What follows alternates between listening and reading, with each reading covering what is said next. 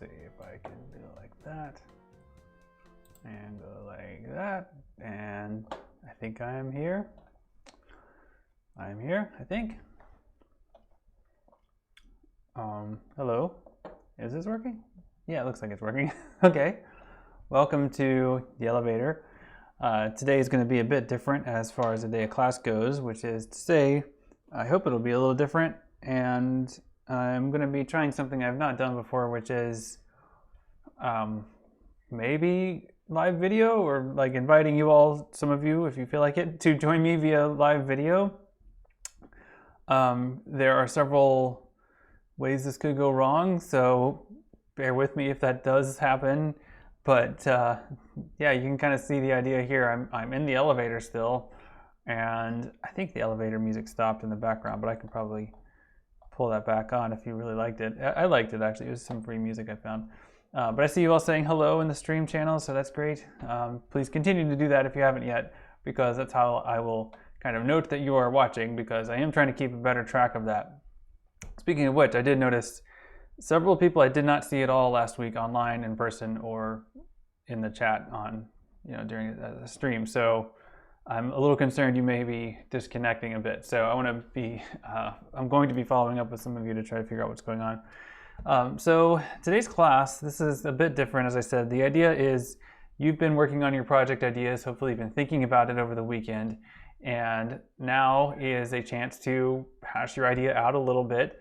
And as I said in the announcement I sent earlier today, what I usually do with this day of class, or something like this day of class, is physically set up part of the classroom like an elevator and play some elevator music, and then just stand there and let people kind of take their turn wandering through the elevator, or using the elevator, and chatting about their idea. And this is a chance for me to give you feedback on your idea, but it's also a chance, I think it is a good discipline, a good exercise to try to see if you know your idea well enough that you could explain it just off the top of your head in 30 seconds. And this is a challenge, I think, but it's a good challenge. It's something that any major project probably benefits from. So I'm hoping that it's helpful for you as well. Now, what I've set up here is a way that you can connect via Whereby. There's URLs at the bottom. And if you do this, I'm about to say it, I haven't said it yet, Alex. If you do this, the idea is you will join my video chat room, and that's what you see here. So this right here is where you will show up if you connect to this. So only go here if you want to appear here. And I'm not sure about the audio. I have my headphones. I'm not totally sure the audio will work, but definitely I recommend muting your live stream so that you're not hearing me twice, because that would almost certainly create a feedback loop. So like a feedback. So please mute or just kind of close the tab for your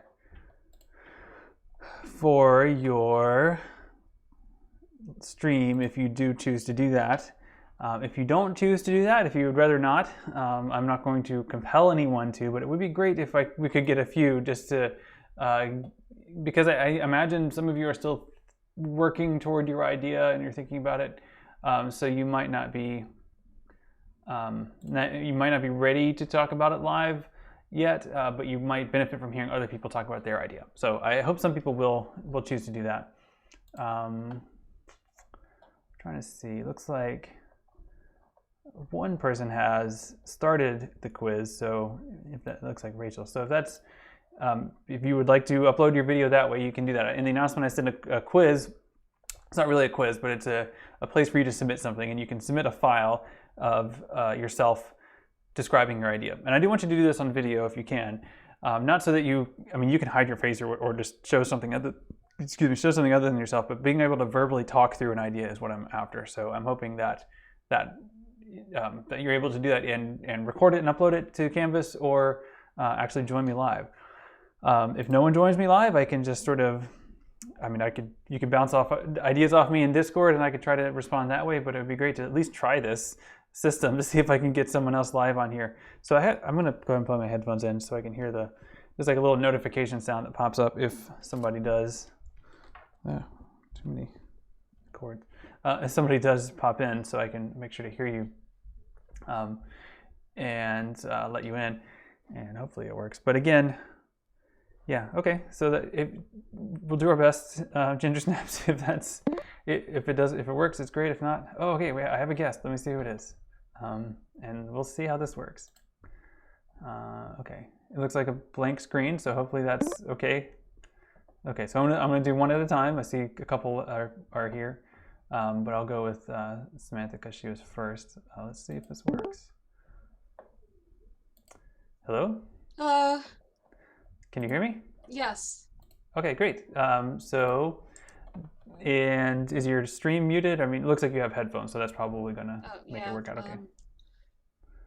Well, either way, just want to make sure I'm not creating feedback on your end.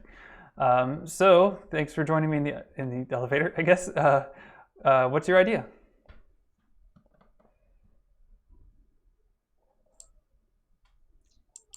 Oh, I just wanted to see if it would work. Oh, okay. It works, I guess. Cool. Do you have an idea? My idea for my project? Yeah. My idea was to use like a twine game to make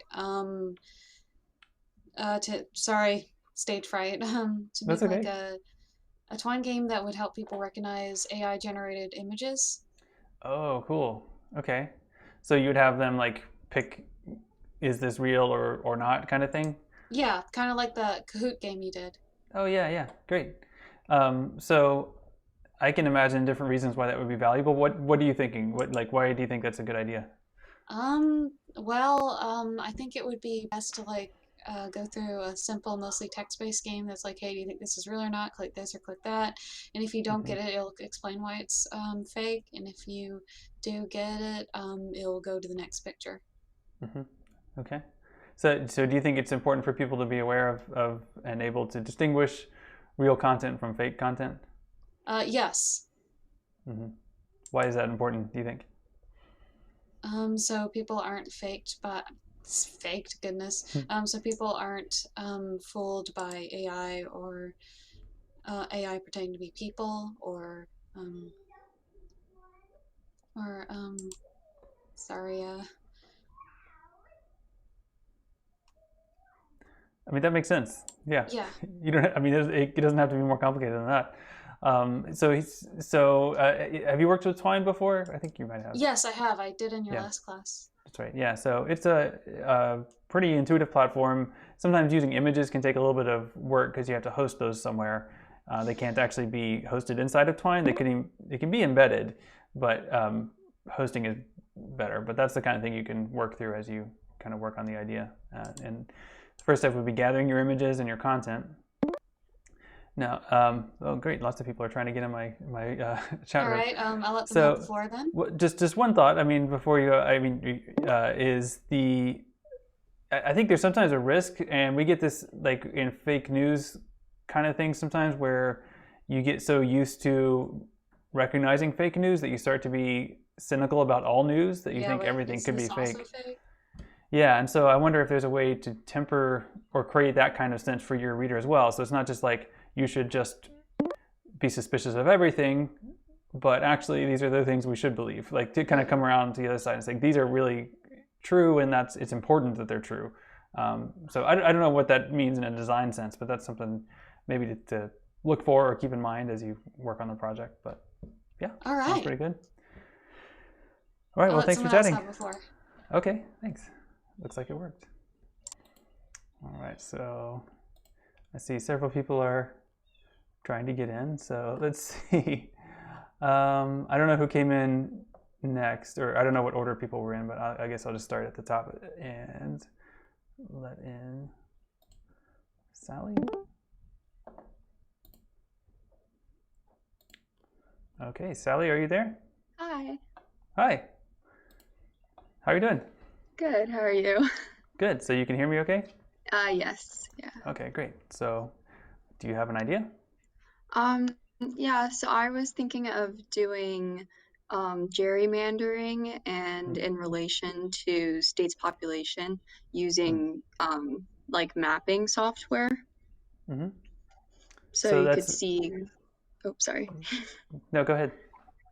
So like you could see the distribution of population, then also like political affiliation, and then how the lines are drawn to Hmm. affect the swing states voting. So that sounds like it could be pretty complicated. Like would you use GIS software, that kind of thing, or do That's you what have I a? was thinking about. Yeah, Okay, have you had any experience with that before? not really, but I have a Okay. friend who has some experience, so I was thinking of maybe asking them, and then maybe also some of the geography professors. Hmm. Yeah, there's certainly like I mean, there's a coursework and even I think a certification you can get in GIS. So it's definitely a thing that takes some time. I think there's something. I think we might have some institutional subscriptions to some of that software that you can benefit from because some of it's not free, if I remember correctly. Oh, okay. Um, so here's a thought: like, would it be possible to make a game that would help people illustrate the idea, or help people understand the idea of gerrymandering? That I is an mean, interesting idea. I don't know how I would go about that, but I don't know either, but yeah. because I think it's a inherently complicated idea. I mean, it's once you get it, it makes sense, but um, the complexities of how a map relates to population can be notoriously kind of tricky to visualize. Like if you can think of, just as one example, when you look at sort of red states versus blue states, the red states are bigger.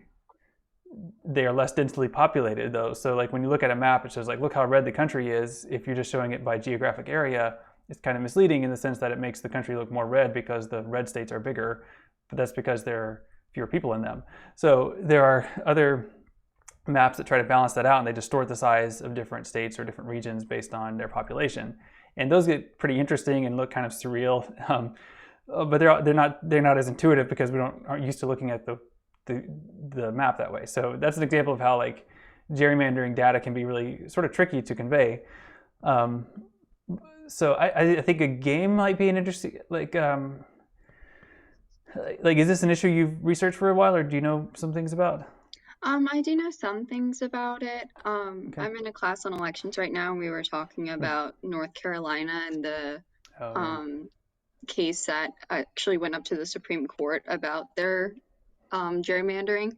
Hmm. Um, so I just found it really interesting, and then wanted to explore it some more. And Yeah, yeah, it is really interesting, and Virginia has its own issues with gerrymandering, and as you probably know from that class or just otherwise, that there's a constitutional amendment for the state of Virginia about elections districting, which was supported. There's a group called like One Virginia, I think, that they opposed gerrymandering, and in Virginia specifically, and they supported that amendment. But there's a nice sorry, there's a graphic that I like that helps illustrate what gerrymandering, how it works, really nicely. I'm just trying to see if I can find it. Oh yeah, here it is.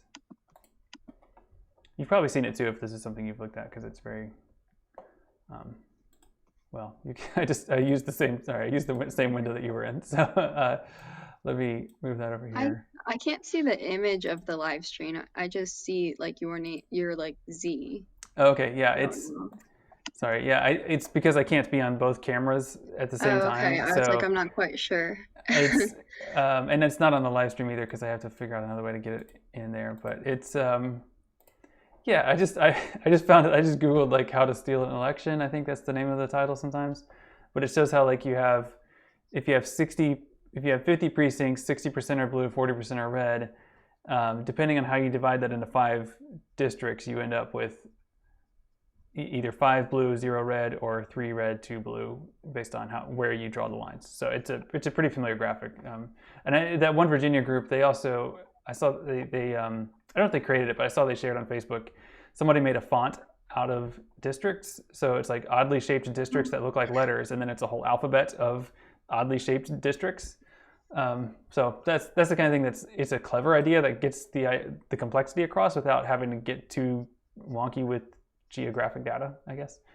So I don't know No, what it would be, yeah. but I could imagine a game where maybe you would try different shapes of districts until you got the outcome you wanted, something like that. I don't know how you would approach that, but that's just very vaguely what I was thinking of. Um, Yeah, I like that so, idea a lot so actually. So you don't have to, if that's not, I mean, if you already had another idea figured out, this could be just sort of an add-on. The game could be an add-on or something else. You know, you don't have to commit to it just because I thought of it, but it just occurred to me. So yeah, I think that could be really good, especially if like if you want to learn GIS, like this could be a way to get into GIS a little bit. And are you a political science major? Yes. Yeah. Okay, so yeah, they do a lot. I know within political science, like geographic, demographic kind of stuff is a part of that discipline. So that's something that you might develop further in that discipline or just benefit from in that discipline. So yeah, sounds cool. Awesome. Okay, I'll leave the elevator. Okay, thanks. Yeah, let's see who else is here. And looks like I'll go to Siobhan next. Hi, Siobhan. Hi. How's it going? It's good. I'm good. Good. So you're on the live stream. So what do you have in mind? So my idea is to do like child sex, human trafficking around the world, and I was thinking about like either doing like timeline GS or like an interactive fiction story or another like mapping thing. Okay. So it's kind of three different things. Yeah, I'm still kind of thinking about it. I'm leaning more towards like the mapping, just because then I could show pretty much what countries have the most issues with it and where these people seem to end up. I don't know. Yeah. I think it's a cool thing just because human trafficking is like $1 billion industry right now, and a lot of it actually happens from social media. Like someone will start talking to someone and being like, oh, like, you know, a better life, more money, whatever, and they'll end up, you know, meeting this person and either getting sucked in or, you know, getting stolen pretty much. Yeah, that's really scary. Cool. Yeah, I've seen a little bit of that online, people warning others about that risk or, you know, trying to catch someone in the act of doing that. Yeah, it's really creepy. So I could imagine that, like, so you mentioned timeline, maybe a map, or interactive fiction. I think ultimately you could do all of those ideas and sort of it's a website that has these different components to it, because I think they convey different things. Like a timeline could show you, I mean, well, what is the history of, right? I mean, like African slave trade, like this could be a pretty long history if you wanted to look at it in that big sense. So that might be maybe even too much. I think the benefit of a map could be to show you, like you say, the routes that people are kidnapped and taken on and kind of where they end up from where to there. I was thinking more of like, I guess, modern day kind of trafficking, just because it's kind of a big issue at the moment, and I don't think a lot of people actually know. I don't think a lot of people know about it, you know like the statistics and know like what to look for and everything. Yeah. So I think it would be like really interesting. Also, I watched the movie Taken, so that might have to do something with this, but I thought it'd be really like interesting because there's been multiple times I've gone out of the country with my school just by, you know, by myself without like my parents or anything, and it's, you know, like it's very easy to like get into a situation that you don't know if you don't really see the signs or anything. So I thought it'd be kind of interesting to be like, this is what you need to look out for. These are also the countries that have like the most issues with it. So that makes sense. I was thinking like an interactive fiction could be a way to teach about some of those signs. Maybe like you create a series of scenarios where someone, if they know what to watch out for, if they see something, then they could take the appropriate action and avoid being kidnapped, or they might end up being kidnapped. I mean, that would be something to be careful with. You don't want to make it traumatic as a game experience, but I think I can imagine it being educational. I think the other thing too could be, instead of just like teaching me what to watch out for, helping me just as the generic player, helping the player empathize with people who get taken this way to kind of help convey the idea that it's not their fault. Like they're not just sort of these naive people, but they are victims. And sometimes the thing that interactive fiction or a game can do is help you experience someone else's point of view and relate to it. So that game Spent, that was one of the lists on the list of digital projects that helps you experience a month in the life of someone who is on the poverty line. And so you can relate to that by experiencing all the choices that they had to make and then seeing the consequences of that. Similarly, if someone's a victim of trafficking, you might give them the opportunity to make choices or take away choices that we would normally expect to have, but they don't have those choices to choose, and then they end up in a bad situation. So I can see a lot. Another thing too, I mean, I'm sort of riffing on your different ideas, but the idea of a map could be interesting because, I mean, I do know it happens in Virginia. Like, it's not something that just happens like over there. Like, it's a problem like on the I-95 corridor, for example. Like that I know this because there's all these signs around all the rest areas on I-95, like, hey, watch out for someone who, you know, keep an eye out for people who might be victims of trafficking, and here's how you can tell. And like, it's pretty interesting. I mean, interesting and horrible, but it's sort of interesting how close it was, because you tend to think of it as something that happens in scary places, but it happens here.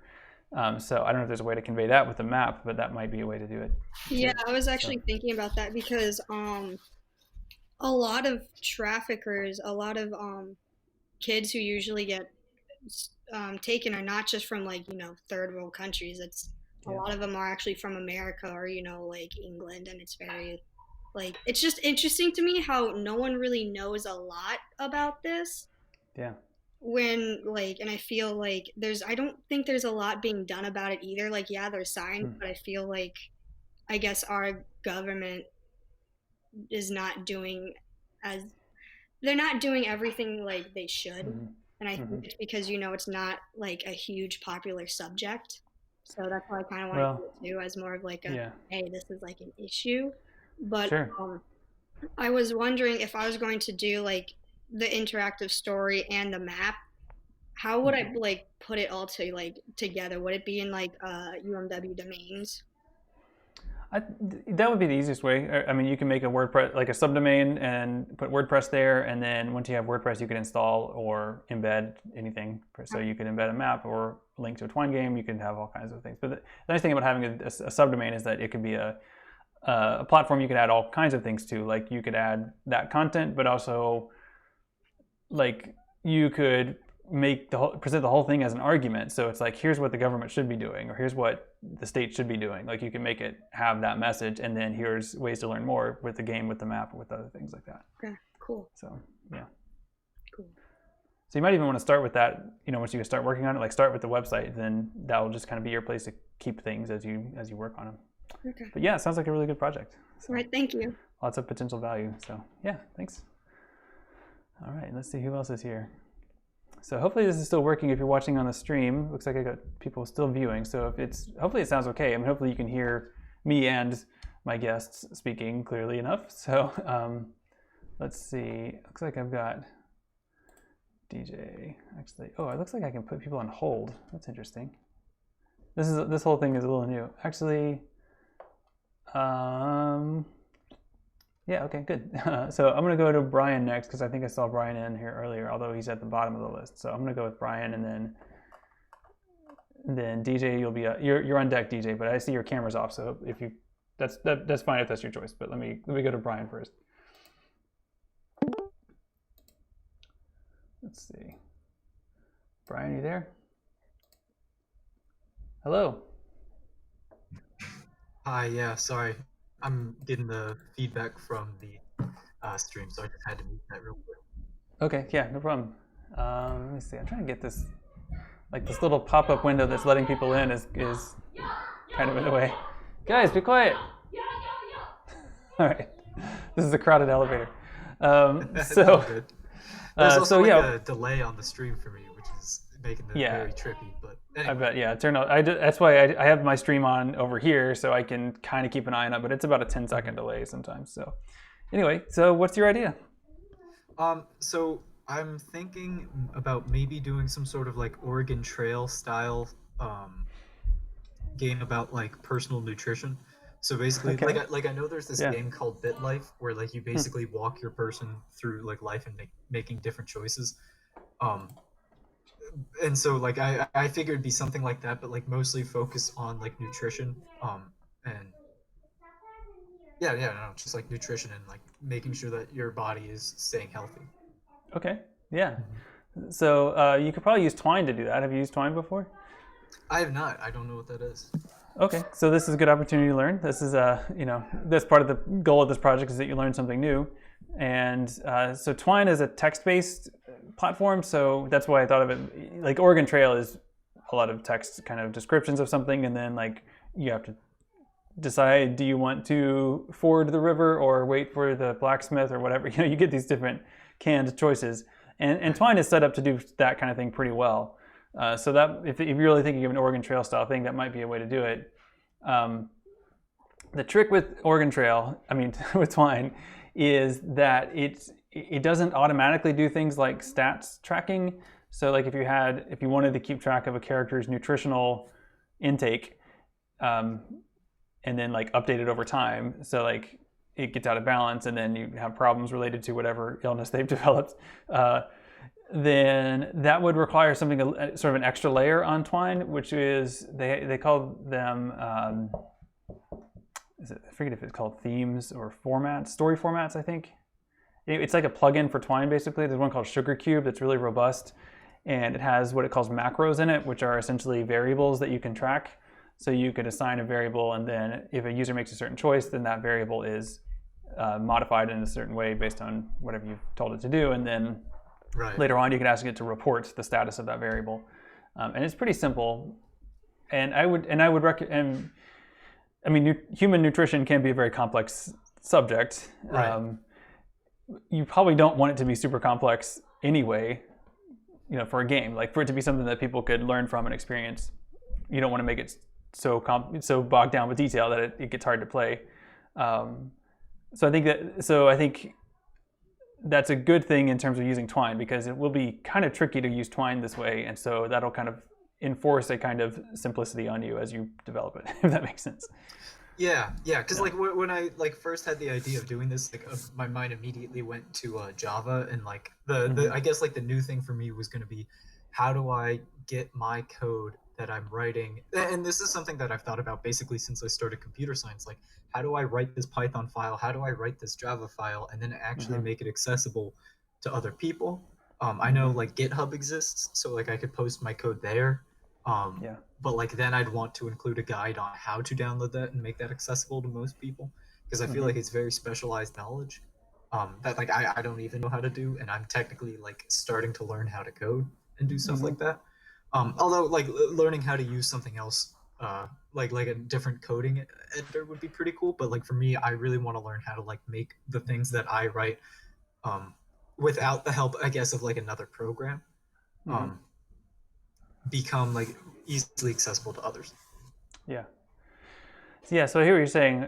So Twine would be very accessible. In the sense that what you end up producing is a HTML file, and it's just to play it, you would just click on links essentially. So you would point people to the URL in their web browser, and they could just play it in their web browser.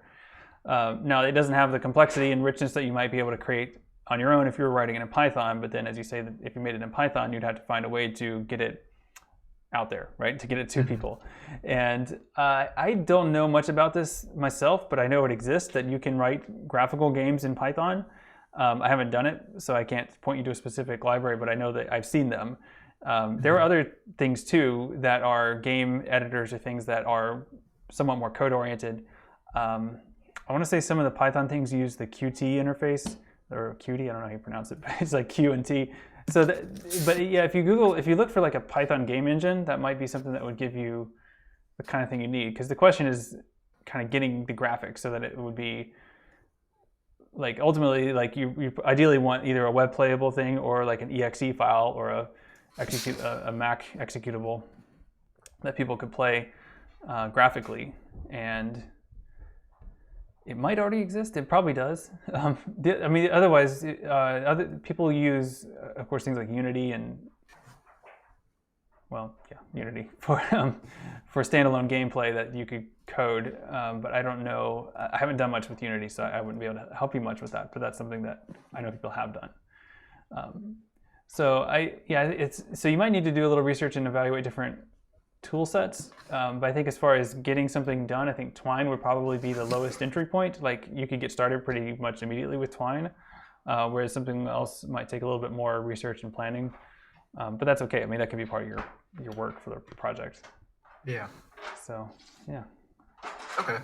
Yeah, no, that's cool. Cause like, my thought is, what if I like write a code and then somehow embed that file into an HTML, page or some kind. Yeah. And so that way, like I basically want to do something that, what is it? Twine is already doing. Where like it makes it HTML accessible. So I think I might just try to like play with Twine and see if I can adapt to it. Yeah. I think in general, my advice would be like choose your battles, like choose what you want to spend your time on, right? Because I think if you're committed to writing Python, you might find you spend a lot of time trying to figure out how to make that accessible, whereas Twine is already accessible, so it's already right there, so you don't have to spend that time. So you can spend more time on the writing and the design, and I think both of those are valuable ways to spend your time. So I think you could go either way and be successful. So. Okay. Yeah, no, thank you very much. I'll keep an eye out. I every now and then like new game engines come out that I see people mention, and it's I saw one.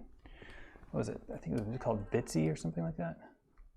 I saw it the other day. I'm just trying to. Yeah, because like I also find the concept of using work of others sort of interesting. Like what part of me is like I don't want to do that. Like I want to do things my own way, and like I don't want to have to rely on other people. But then also the other part of me is like, that's a really cool thing, and it'd be easier to utilize that and then add on more. Yeah. But like I also like have no idea like where to find that sort of thing, or where I would go. Well, yeah. If you want to do tech stuff, Twine is probably the way to go. There's others if you're thinking about text kind of things, and like Inform 7 is probably the most robust, but it's a steeper learning curve, and then the end product isn't always accessible. For reasons that are beyond my understanding. But for some reason, there used to be a really great web player for Inform games, but it doesn't work anymore for like half of the games that I want to play with it. So I don't know, and I don't know why. Like I've spent some time trying to debug it, and I couldn't figure it out. So anyway, Twine is a good one. Inform is a good one. What else? Choice Script is also pretty good, although I haven't used it much myself. Inky is really good. Yeah, and these are all text-oriented things. But if you want something graphic-oriented, Bitsy is the one that I just remember. It's very, very low-res sprites kind of things, but it's a minimalist aesthetic. Like it's something people choose to embrace that kind of low-res aesthetic, and they do some interesting things with it. But it looks like it produces an HTML file, so that's pretty nice. I haven't tried it out yet, but that's something. I have a list, by the way. Actually, I should show you this.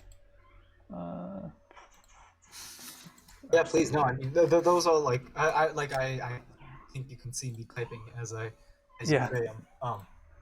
That's good. Yeah. But yeah, I'm just trying to like I don't mind exploring different options and different avenues. So I have I showed you all briefly the new DGST 101 site that is very, very slowly in progress, and on that I have a long list of useful tools. All right, it's pretty long. It's not sorted though, so it's that's one of the things that's like why it's a work in progress. But I don't have it set up so I can pull it up on the screen now, but it's at new.dgst101.net/resources, and I'm going to type it in the live stream chat. Here's a list of possible resources and tools. So that's if you have to scroll down a bit, but that includes like software and programming languages and websites and lots of different things. And probably a lot of these, maybe 12 or so, are different things for making games. So you might find success with one of those. I just put it in the chat. Yeah, no. I clicked the link and I'm looking at it now. Cool, take a look. 3D game development. Yeah, and some of them, will be harder. I think, I don't know if I have Unity on there, but Unity is one that would be challenging, but people have had success with. It just takes, it's a kind of teaching that I don't have time to do in this class, so I also I don't know Unity very well, but it can be done. Okay. All Thank you right, so cool. Well, much. I'm gonna see who else is here so I can keep the elevator moving. Alright. But yeah, good talking. Sounds like a good idea. Let's see who else is here. All right, yeah. So DJ's up. I'm gonna let DJ in, and then Alex, you're next. So let me go. Let DJ in. Hopefully. DJ, are you there? Yeah, I'm here. Oh, great. Good. I can hear you. So, what is your idea? Okay, now with all the ideas that are like swarming in my brain from hearing all the others, Yeah. have to gather my bearings again. But the idea I had was using Twine or some form of interactive storyteller, or maybe a game, perhaps I can make, to essentially address like the dangers of the dark web, like through a Okay. type of story. Okay, a story. Good. Okay. Yeah. Like, So, yeah, go ahead. like What are what I some of the had in dangers? mind. Yeah.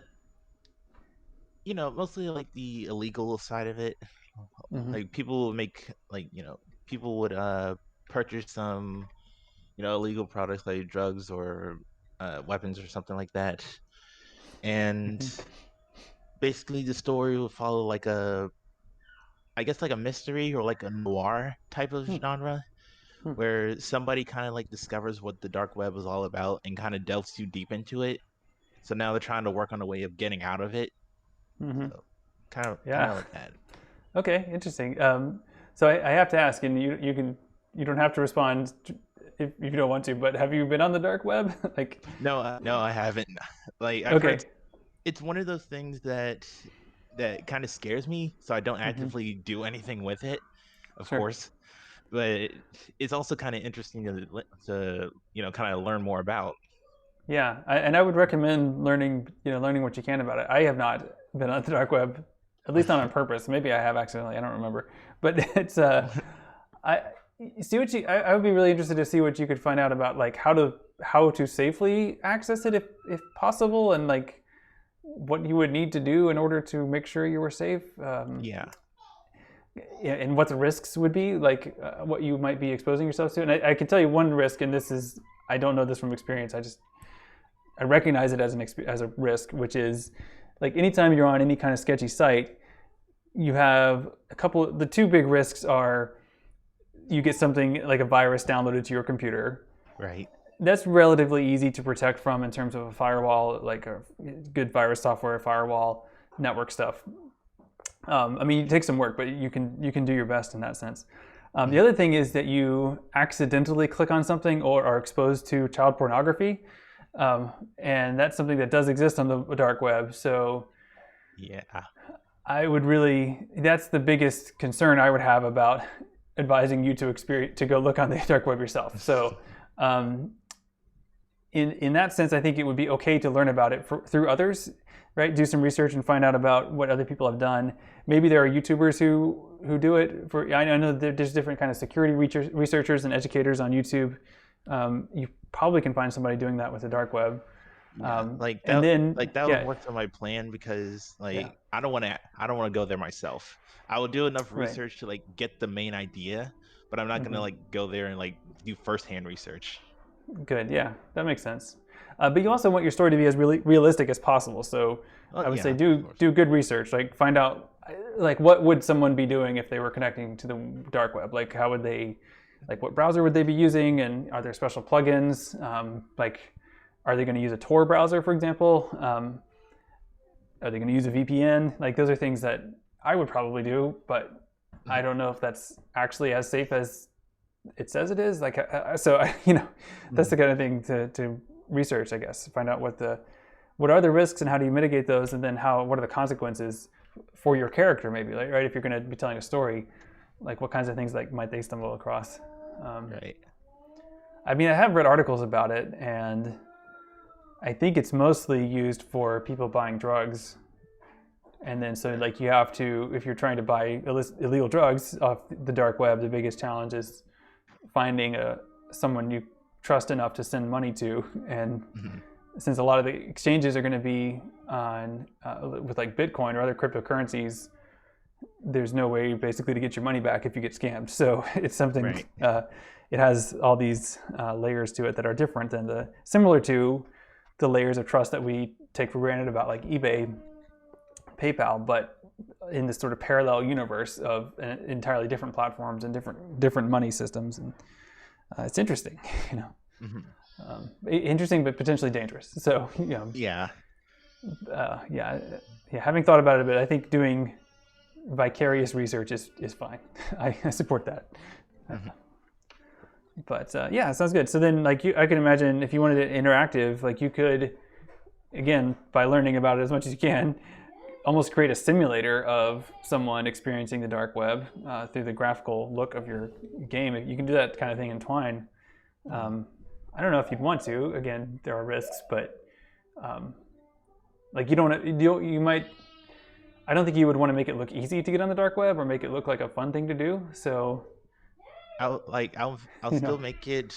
I'll still make it like unrealistic, but still realistic enough to know like this can happen, but it's not a good idea to do it. Yeah, that makes sense. And I think to whatever extent you can create graphics that would make it look like the web experience, that would be pretty helpful as far as making it seem immersive. Right. But yeah, I think it has some potential. So yeah, some research there on your part to figure out kind of what the specific issues are and how someone might end up there. But I think a story could be a great way to talk about those ideas. So okay, cool. Well, I'm gonna see. Does that answer your questions, or does that help? I think so, but I do have one. Okay.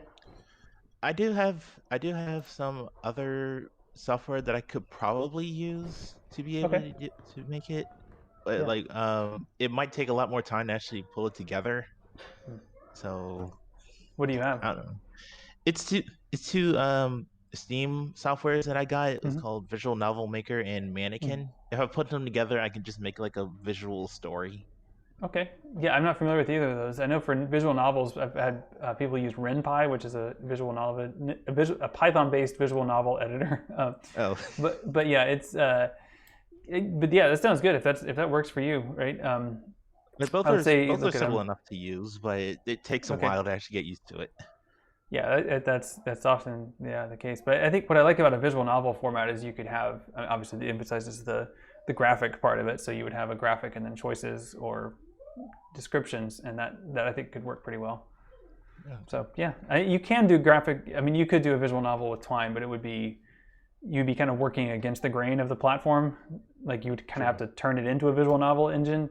Whereas if you already have something that does that already, then that's great. Okay. So yeah. Okay. Cool. Well, thanks for stopping by. I'm going to see if I can get to a few more people that are waiting in my lobby. So let's see who they are. Yeah, let's see later. All right. So Alex, you're next, and then Julia. I'll go to Julia, and then Rachel, and Katya. Okay. So Alex, hopefully you're still there. Let's see. Hello. Hello. Hi. I was muting the Twitch stream. Good idea. Yes. Can you hear me okay now? Yes. Okay. So sorry, what? I was thinking about doing a podcast. I've never worked with audio really. I did like once, but it wasn't the main part of the project, so I didn't really learn much about it. But I was thinking about doing a podcast on tech addiction.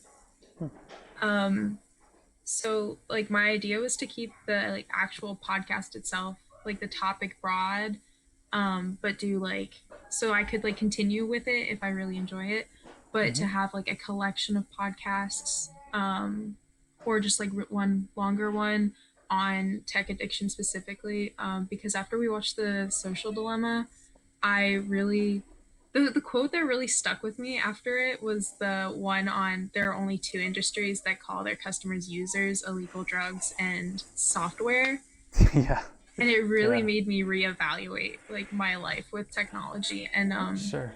Yeah, and so like the main question I was kind of going to focus on was like what makes us spend so long, like the idea of like infinite scroll, and how like time won't necessarily, like on your like phone it won't show, and how like Netflix and like other streaming platforms just automatically can start the next episode and stuff. Yeah, and so you kind of would be doing that by making a podcast if you did it in several episodes. But that's it's a little different, I think, on a podcast. I think I find myself, I find I can manage my time with podcasts much more easily. Like I regulate that time. Usually I just listen when I'm walking or something. So yeah, it sounds cool. And just in general, I would probably steer you towards like several shorter episodes as opposed to one longer episode, because that could let you focus on, like, let's do like 10 minutes on infinite scroll, right? And I think that would be, or 5 minutes or whatever it takes. But I think the benefit of shorter is that you could focus, it would encourage you to focus more on editing and like developing a story over 10 minutes. Whereas I have found in listening to podcasts and helping students is like, if you plan on an hour, it can be kind of rambling. It can kind of go on and on. But if you try to really make it short, you have to really focus on what you want to say and what you want to hear. And like, so for 10 minutes on infinite scroll, like that would be pretty easy for you to send to somebody or for someone to listen to, like, less than 10 minutes. Like that's a digestible chunk. And so I think that would help it possibly reach more audiences too. Yeah, I was also thinking like it kind of so like I was thinking with the idea of smaller podcasts, what interested me was like the idea that it would also keep people's attention, which is also technically what aids in tech addiction. But I thought it would help, considering like tech addiction is like a growing situation. It would help people stay focused and actually like listen to it instead of kind of like ignoring it. Because that was one of the things I thought of was like, we have like iPhones now have the feature to see how long you spend on your phone, like on screen time. And so like you can just turn that off and ignore the fact. Yeah. But so I mean, like I just thought that would be an interesting thing to focus on with that. So you could do like a whole episode on, or like a whole short episode, right, on that specific iPhone feature, like who at Apple said we should do this, and who didn't, who disagreed with it, and like what's the history of this, and why doesn't every phone have that? Like there's a lot of interesting questions I would have about that particular thing. And so yeah, I could imagine a 10-minute podcast addressing that. But to that question of attention spans, like we're already here, like we're already, you want to meet your audience where they are, and we're already at the point where we like really short digestible chunks of things. So that's where we need to be. That's where the content needs to be for us, I think. So I think that's an okay compromise. But you could of course note that. Do you listen to a lot of podcasts? Somewhat, like not. It's not like my everyday thing, but I have listened to podcasts casually. But yeah, I just thought it'd be, considering I would like to listen more to podcasts as well, but like also to learn more about them. So I was going to use Audacity, and then through research this weekend I found Anchor, which is a platform that you can use to distribute to platforms like Spotify and Apple's podcasts. Cool. Yeah, that makes sense. You need to have a distribution model. Yeah, so I would definitely, I agree. Audacity is the best way for editing that I know of. I would just also encourage you to listen to podcasts and kind of pay attention to what you like and don't like about different podcasters, especially if you can find shorter ones. Like there was the Good Trouble podcast that Colin Rafferty did over the summer. Did you listen to that, or have you heard of it? I haven't heard of it. I'm not sure if I could find the link to it, but it's Professor Colin Rafferty at UMW, and it's a sort of about the protests over the summer, but also like the history of activism at UMW. And most of the episodes are like 10 to 15 minutes long. They're pretty short if I remember correctly. So that might be an example of kind of how to edit it. So I'd recommend like listen to that or things like it, and take note of like intro music versus like cold opening versus out credits, like when they use music basically, so it's not just a person talking, right? And that can really give structure to an episode. I've listened to some podcasts that start with music, and then others are just like a greeting and welcome you in. So and a lot of them will do like a quick greeting or a quick like teaser almost, and then the theme music plays, and then a commercial plays, and then they actually start whatever they're talking. So I listen for things like that and see what seems natural. So but good idea. Thank you. Sounds good. All right, let me see if I can talk to some more people. Actually, I'm at about 2:30, so maybe I should. Well, I'll talk to whoever's. I'll just keep going, right? Who cares, right? I don't need to stop and start, although I do need a snack. But I will just go ahead and see who's here and talk to. I'll go to Julia, then Rachel, then Katya. So, and then we'll see what else we can get to. Hi, Julia. Hi. Can you hear me okay? Yeah, I think so. Can you hear me? Yeah, sounds good. Cool. So what's your idea? So I did kind of get this idea off of the project generator, but I wanted to do, I wanted to use Twine because I had never used it before to talk about toxic masculinity. And I don't really know like what I want to do with that yet, but that was just like a basic, I didn't even know if Twine would be a good resource to use. It's just I'd never used it, and I figured I'd try something new. That's a good. It's a good starting point to try something new, and Twine is a good platform for different things. So, have you played a Twine game, or have you played games like it? No, I haven't even. I mean, I've heard you mention Twine in class here and there, but like I didn't know what it was, and based off, I know you talked to someone earlier who was talking about using Twine, and it kind of made a little more sense, but I don't know. Yeah, it's. I don't have it set up so I can show things to you, but the idea is it's going to be hypertext. So it would be some text or pictures, and then you click on a word or part of the picture, and then you go to the next screen based on whatever you clicked on. So it can be often used as kind of a choose your own adventure game. That's a pretty common thing people do. Do you remember choose your own adventure books, or have you read those kind of things? No. Really? Okay. So Goosebumps did a series like this too. If you're familiar with the Goosebumps series. Yeah. Okay. Yeah. So Goosebumps, they did normal books too, but the Goosebumps, the choose your own adventure ones, they're different brand names for choose your own adventure, but the whole idea is like you read a page, and at the bottom it's like, if you would like to go explore the castle, turn to page 17. But if you would like to visit the old man in the shack, then turn to page 30. And then you would turn to whatever page, and then you would read whatever consequences came with that choice. So Twine is basically that. That's what a lot of people use Twine for. You can do many more things with it, but in terms of teaching people about an idea, I like Twine for helping you understand someone's point of view. So one of the games in the digital project spreadsheet was called Spent, and it's like playspent.org, and it's not done with Twine, but it's done, I think, with a custom platform. But it's the kind of thing you could do with Twine. And Spent requires you to basically go through a month as someone who's living on the poverty line, so they have to make a series of really hard decisions about how to spend their money. So Twine could be something like that, where you are making those choices so if your question is toxic masculinity, it will let you experience a different point of view on that. So I could think of, I don't know what you're thinking, but I could imagine Twine, again, with Twine being something that helps you experience a point of view.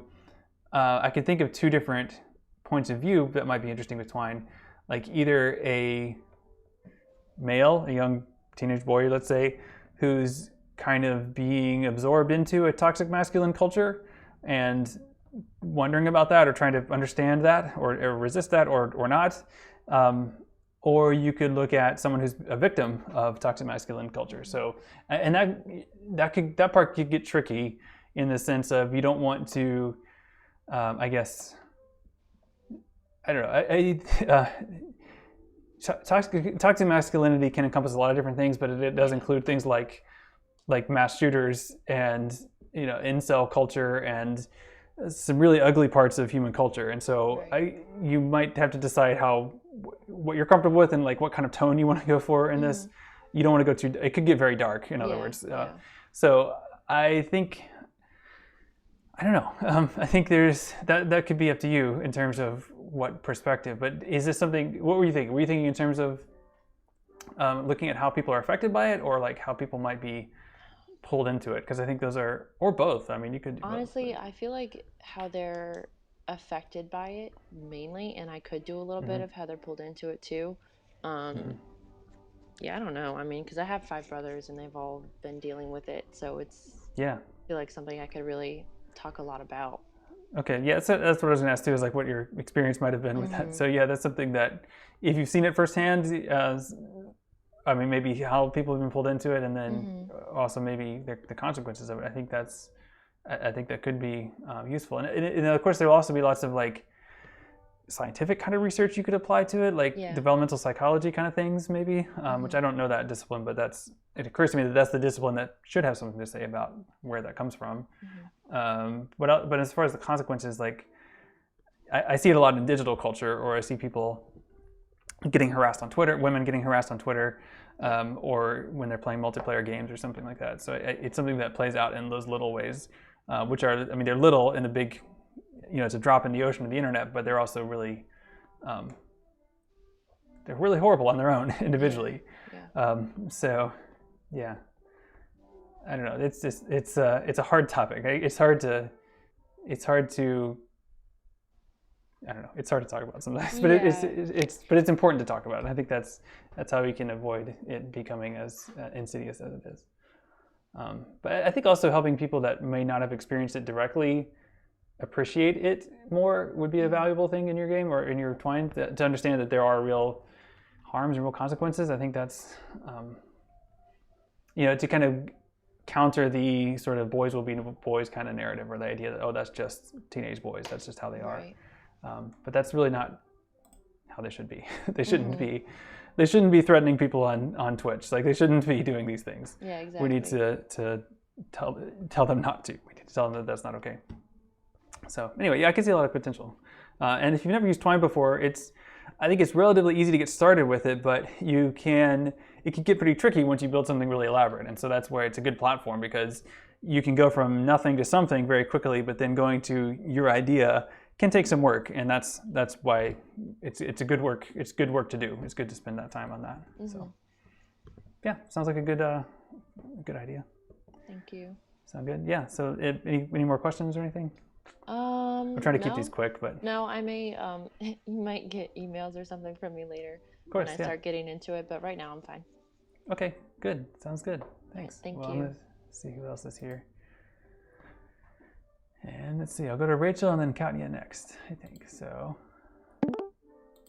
let's see. Rachel, are you there? Hi there. Can you hear me? Hello. I can hear you, yes. Wait, let me turn my camera on. Hi. Hi. Oh, you're like in the shadows. There you are. Hey. Yeah. Should I just go? I feel bad. You're like waiting for a snack, so. No, I'm good.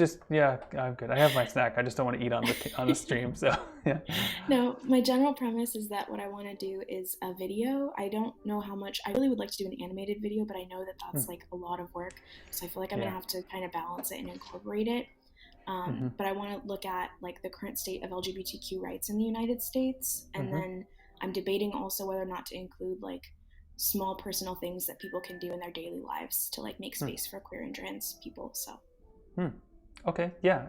So are those two aspects of the same idea, or two separate ideas?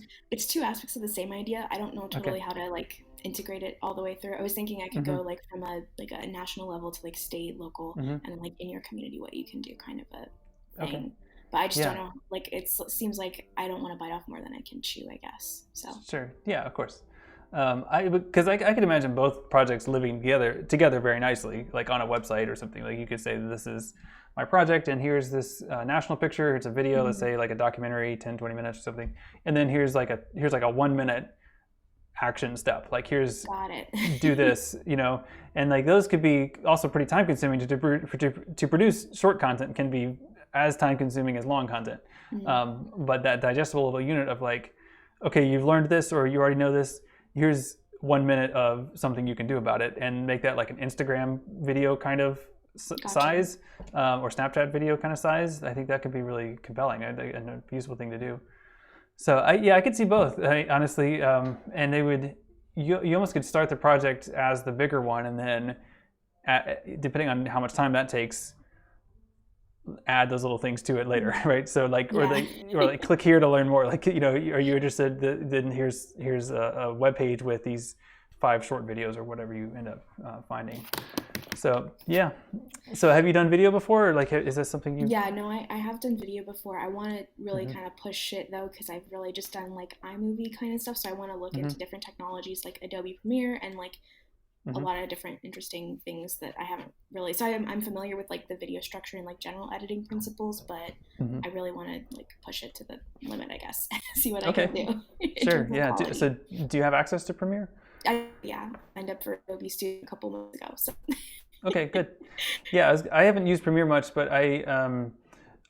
Final Cut Pro is kind of like the big brother of iMovie, and so there's a pretty good path if you go between those two. That's like $300 though. So. Oh yikes! Okay, I mean we have it in the some of the computers in the HTC, but like that's you know that's in the HTC.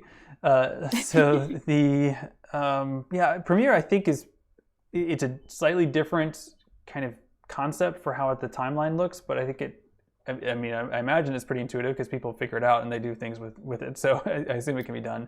And I'm sure you can find tutorials on YouTube. Yeah. There probably is someone in the DKC. Usually there's someone in the DKC who does Premiere, a tutor there. I don't know off the top of my head who that is right now or if there is one, but you could also look to them for support as well. Because again, I don't know. I mean, I use OpenShot for all my editing because I have a Linux computer and I found it clunky and frustrating sometimes, but it gets the job done as far as like I have this clip and then I need this clip and then this one and then just sort of doing that and some basic chroma key kind of stuff and nothing really fancy, and it does okay for the videos I produce. But yeah, as far as making a video, if you're doing a documentary style, is that what you're kind of thinking, like a documentary style narrative? I'm not totally certain what I want to do. I think definitely like yeah, I think maybe documentary style. It depends because really I wanted to like try to use the animated tool. I just don't know how much of that I'll be able to do. So it would be like supplemental if I need to. Okay. Yeah. To do. So as far as animation, like I guess After Effects has some animation stuff in it. So is that part of? Do you have that as part of your suite too? Yeah, because it's like the student one, so it has all of them. So okay. Again, I haven't used that myself, so I don't know, but I think people use it. I make like a bouncing ball, so I don't know if I'm. That's more than I've done. So you're already ahead of me. So that's great. And if I don't know what style you're thinking of, but like I've certainly seen fairly simple animations that convey important ideas. I mean, they seem simple to me. I don't know. They may be deceptively simple, but it's like stick figure or whiteboard kind of graphics, basically, where you're doing stuff like that. I was going for, yeah. Yeah, so that's something that could work and might be reasonable within the software you're using. I don't know. I would say like look for examples, like look for videos that you think work really well, and then try to deconstruct what they're doing. And in terms of video, if you've done video much at all, you probably know about like storyboards. I'd recommend start with a storyboard of like all of your shots, and then like all your scenes first, and then each little shot, and then I think Premiere has some kind of storyboarding concept in it, and then you put that in place and then start putting it together. So I don't know, but I would say like one way to learn about how these work well is like find like a short video or a video about the length that you like, and then watch it, and then make a storyboard of it. Like this already produced video, like what was their storyboard that they used to produce it, and that'll help you get a sense of how the storyboard and the final thing relate. I mean, in my experience, my final product is usually much more detailed than my storyboard, but that's okay. Like the storyboard is there to give you the sense of your pacing and your overall structure and your different things that you need to put together. And then as you start putting it together, of course, it evolves. So yeah, I think that can be good. And then if you get into like smaller editing, I think like if you like a Snapchat style videos, I think a lot of editors now have like a Snapchat or Instagram story template basically where you just say this is an Instagram thing. If Adobe doesn't have it built in, there's a tool called Wondershare that I know people have used, but I don't know how good it is. I know that it has the idea of like export for Instagram or something like that. Format. Yeah, because it's usually that slightly smaller size, and then there's certain like things you see in those videos frequently, like really big captions, or I don't know. There's different editing habits that people have, I guess. So yeah, I would say basically in general, research not just like the topic, but the style. Like if there's certain creators you really like, or certain YouTube channels or Instagram pages that do content you really like, then kind of deconstruct, try to break down why you like it and see if you can replicate those things. So yeah. And I mean, you've done photography and stuff too, right? So if you do film kind of things, that would probably be a reasonable skill to add to it, right? Yeah, I think so. I think it'll translate. I mean, I've not done anything very professional, I would say, of my own like work, but I've done like professional editing, if that makes sense. So okay, yeah, good. Okay, great. Well, it sounds like a worthy topic. In fact, in the very earliest, the first semester I ran this class, it had 15 students in it, and so it was really experimental. We kind of figured things out as we went. But one student, how could I just forgot her name. Oh man, I just forgot her name. Emily? Yes, Emily Bostoff. She did a video series, and she pitched it as a series, but it ended up just being one, and then she ended up doing others later. So she did an independent study in the following semester and basically finished her applied digital studies project. I don't know if she has her domain up anymore, but she made a domain just for this project. But the premise was LGBTQ people's experiences with religion, and some of them positive experiences, many of them negative, and so she was basically interviewing and like she was talking to people, so it was an interview kind of format, and then just kind of in like B-roll footage of them hanging out and doing or being in churches, and it's nicely produced. So she learned a lot of video producing along the way with that. But yeah, she used our studio for that, and the green screen studio. So, but that's not available this semester, unfortunately. But also, it was not super necessary, I think, for the project. It was just because she wanted to talk to people. You could talk to people at different places besides just there, But it was a nice touch. It just was a little bit. It wasn't totally necessary. But anyway, yeah, sounds good. So I'm going to try to get to one more. But yeah, good. Yeah, no problem. Well, I'll see you later. I want to see who else is here. So, oh yeah, Katya. Katya, hello. Hello. Can you hear me? I think so. Yeah. Okay, great. Cool. So, I mean, I emailed you about mine, but I was I've been thinking a lot about like content on the internet. I feel like I put it to you as if I had a thesis in mind when I don't. It's more like I want to get to through some kind of research or evaluation an idea of how monetizing online content has changed the landscape, and also social media and kind of attention, and also the ways in which like the overall internet landscape has changed over the past like 10-15 years. So I'd probably do that in the form of a website with maybe like a subdomain with maybe a timeline attached, because I think that could be a good way to track the way that like monetization has changed. And realistically speaking, if I were to focus in on one genre, I'd maybe focus on webcomics, because that's kind of the lens through which I'm thinking about that right now. Okay. Which again would involve research, because I'm not like, it's not as if I'm a perfect expert in this topic. Sure. Yeah, that was kind of my question. Is like, how would you go about finding this out? And I think, I think there could be different ways. Webcomics is, I mean, I'm not an expert on webcomics either, but I recall a time period where different creators were trying to figure this out and having more or less success with different models. And I want to say this is back in the. Do you know the comic Penny Arcade? Yes, unfortunately. Okay, yeah, I haven't read them in many years, but I do remember them getting into an argument about funding models, and this would have been like 99 or like 2000 or like way back. But there's a comics theorist called Scott McCloud, and he's a comic creator, but he also is a scholar of comics, and he had this idea for micropayments, for microtransactions for comics, and so he put these out there on his blog, and he had like a blog where he illustrated it, and so Penny Arcade did a series of comics making fun of him, and like basically their argument was that it was a ridiculous idea. But like Scott McCloud was saying, like, popular webcomics might get 50,000 hits a month. that seems like a lot. But like, let's say each one of them paid a cent, then that comic creator gets $5,000. Like, that's a pretty good income. So he was kind of pointing out, like, let's think of ways to do this. And it's sort of impractical, but we're kind of at that point in different ways now. I think Patreon is kind of an example where you can contribute a little bit, and then that gives someone steady income. And it works differently than Scott McCloud's idea, but it's something that, it's one of these things that didn't exist for a while, and now it does. And there's things like Patreon that aren't, I assume Patreon has competitors at this point that have similar business models. But I even remember, I don't remember the guy's name who founded Patreon, but like, I remember his viral videos when he was it Jack something?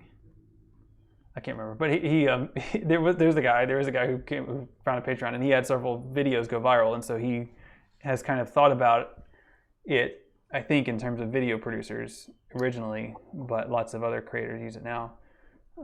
So even history of Patreon would be interesting. I think the real challenge will be like the landscape kind of framing, like you're talking about. Like, how do you get a sense of like how many people are using Patreon versus something else versus failing because they aren't using these platforms? Like, how would you get? I think there's kind of a big unknown there that would be interesting and challenging to try to figure out some more about. Yeah. The other kind of angle I'm considering taking is the relationship between content produced on the web and the traditional publishing industry.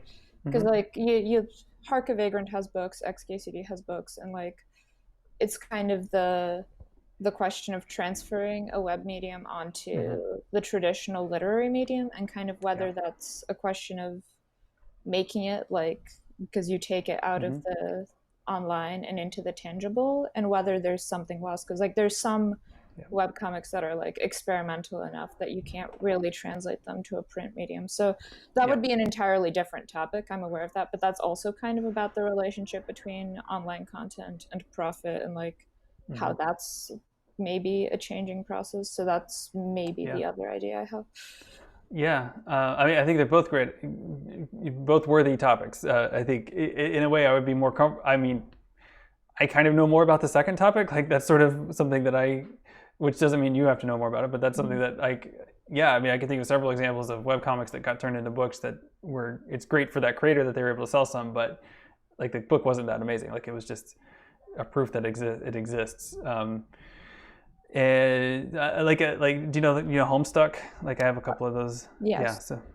So that's one that strikes me as particularly inventive digitally, but it has a hard time in print. The print artifact is very different than the web artifact. Yeah, so that's one example. Actually, thinking about Homestuck being translated into the print medium is kind of like one of the ways I got to this topic, because like Flash is dying in December, obviously, and like from what I can tell, the media company that owns it isn't really being transparent about the ways it's going to preserve it. So it's almost like, are you doing this to sell more books? And if so, like, are you aware that it doesn't work as books in the right way? So. Yeah, and it's so there's the Flash is a whole thing, but there are different methods for preserving it. I haven't seen the status of it recently, but Archive I think it was Rhizome Magazine worked with archive.org, and they had a project it's like essentially a web-based compute, like a JavaScript-based CPU that can run Flash animation, and I think it worked. I think I remember it working. It was very close to working last time I saw it. It's something where you would connect to a virtual like Windows 98 computer, and then you can run Flash on Windows 98 in a web browser.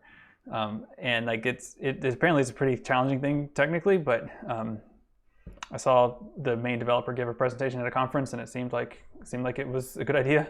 So there are things that are happening, but I don't think Adobe cares. At least I haven't seen Adobe make any moves to preserve it. Maybe they have, but I wouldn't be surprised if they haven't at all. So I should probably head out because the next class is, I think, gonna start or started 5 minutes ago. But we can keep it loose.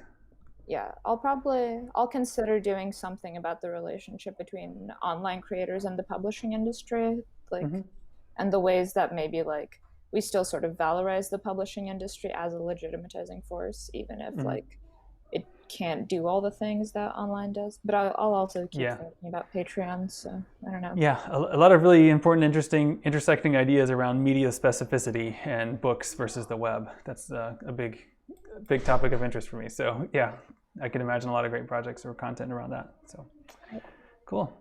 Well, good talking with you. I will. I guess I should wrap up this stream. Thank you. Okay. But yeah. So, do I just close the tab? Yeah, I just closed the leave. tab, I think. Okay, there we go. Okay. See you later. All right. Great. So I don't know how this conversation's been happening in Discord, but I've been streaming, and usually I would start a new stream at 250. But if you are a 250 person, I'm just going to keep this going. So I'll just type a quick message here in Discord.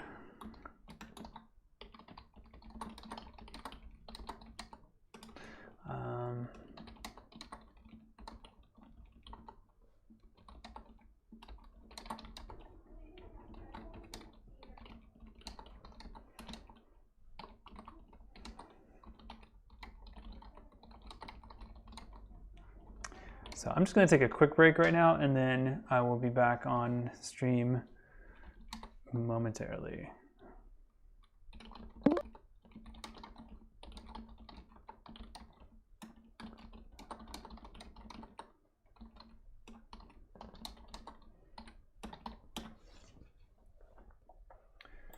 Okay, so I do see somebody is joining me.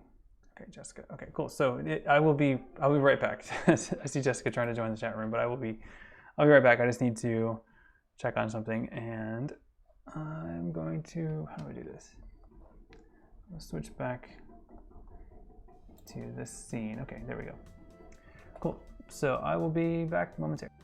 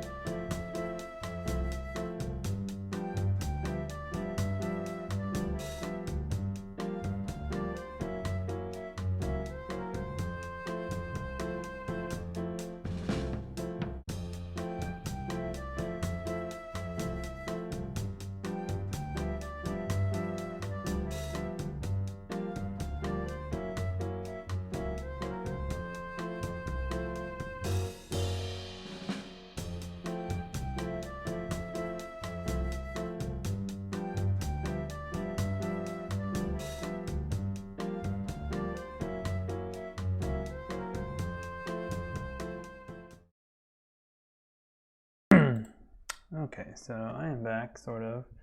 I wanted to check a couple things here.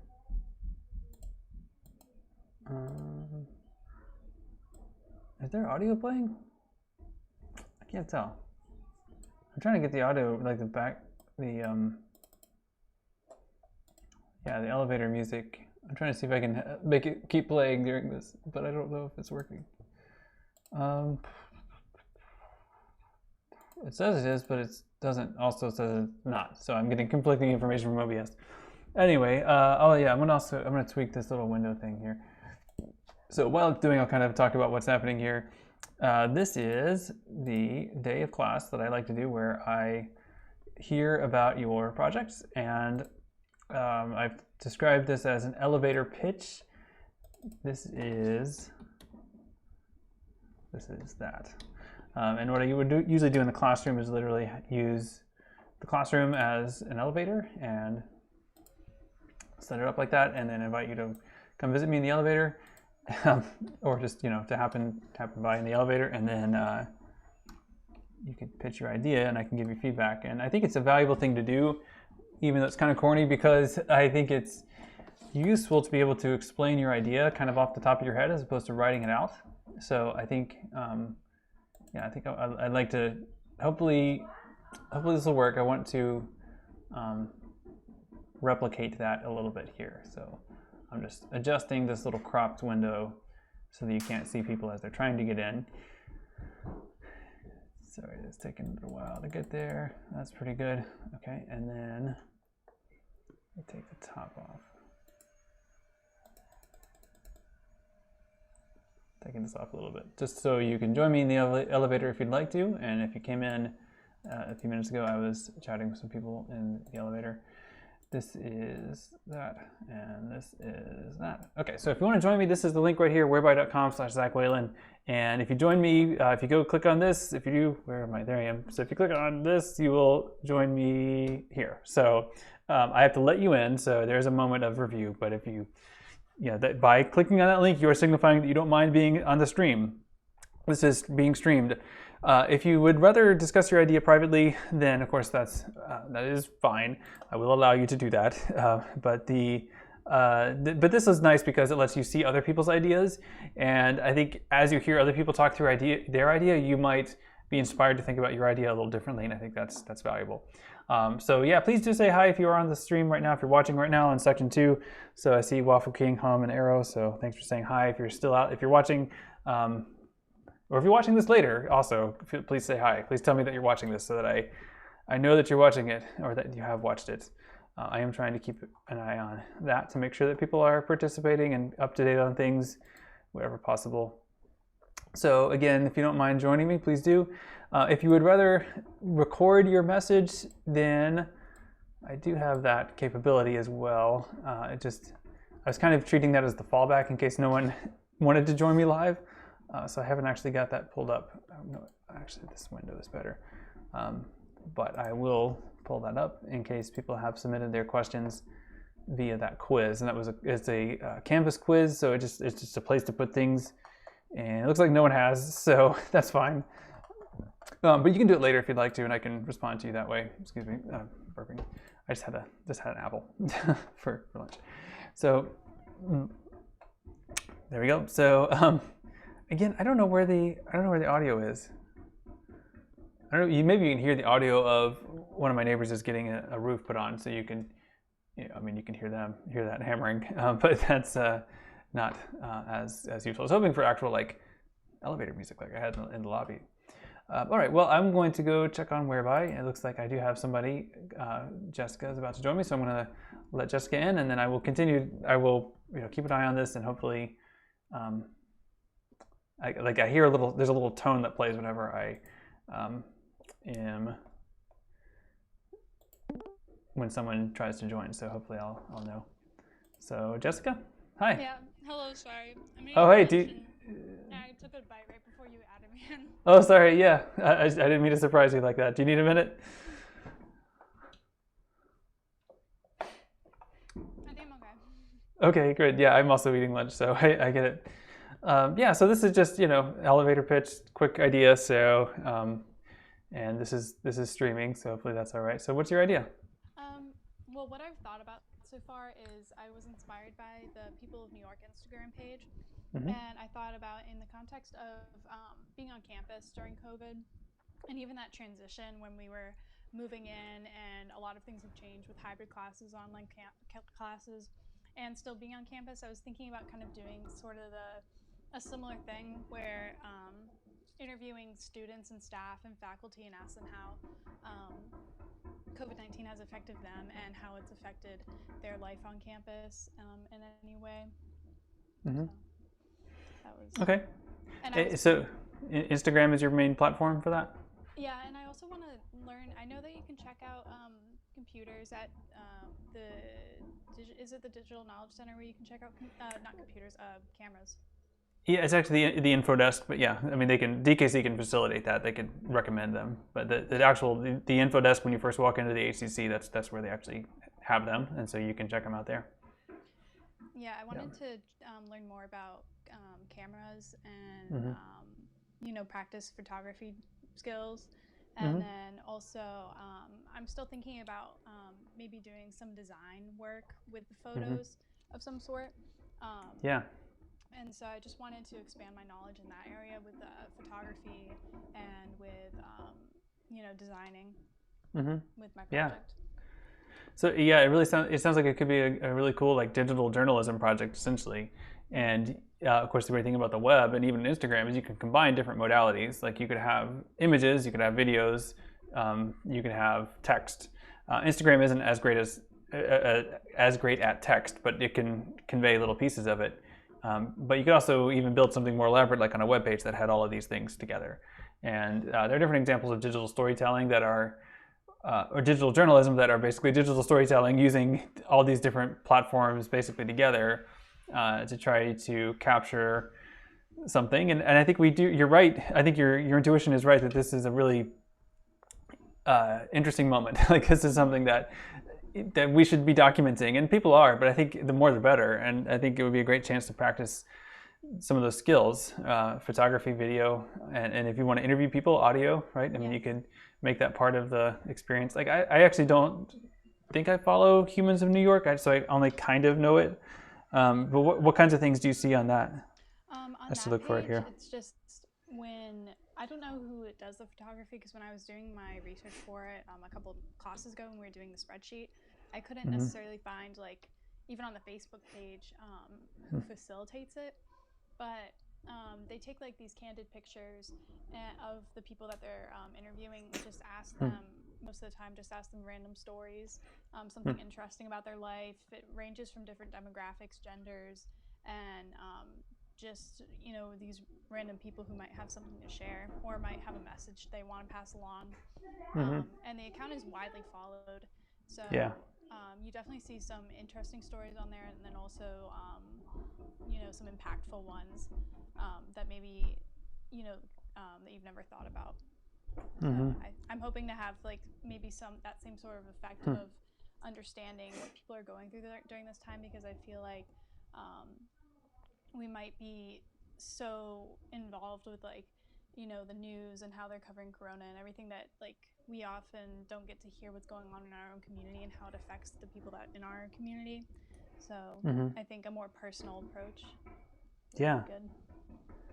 Yeah, I'm just kind of looking at it now at the Humans of New York account, and so I think it looks like they'll do several posts about a single person. Is that and then so it's like this individual, I don't know her name, but different stories, I guess, that she's telling, and then pictures to go with those. So in most of these, it looks like a kind of contemporary.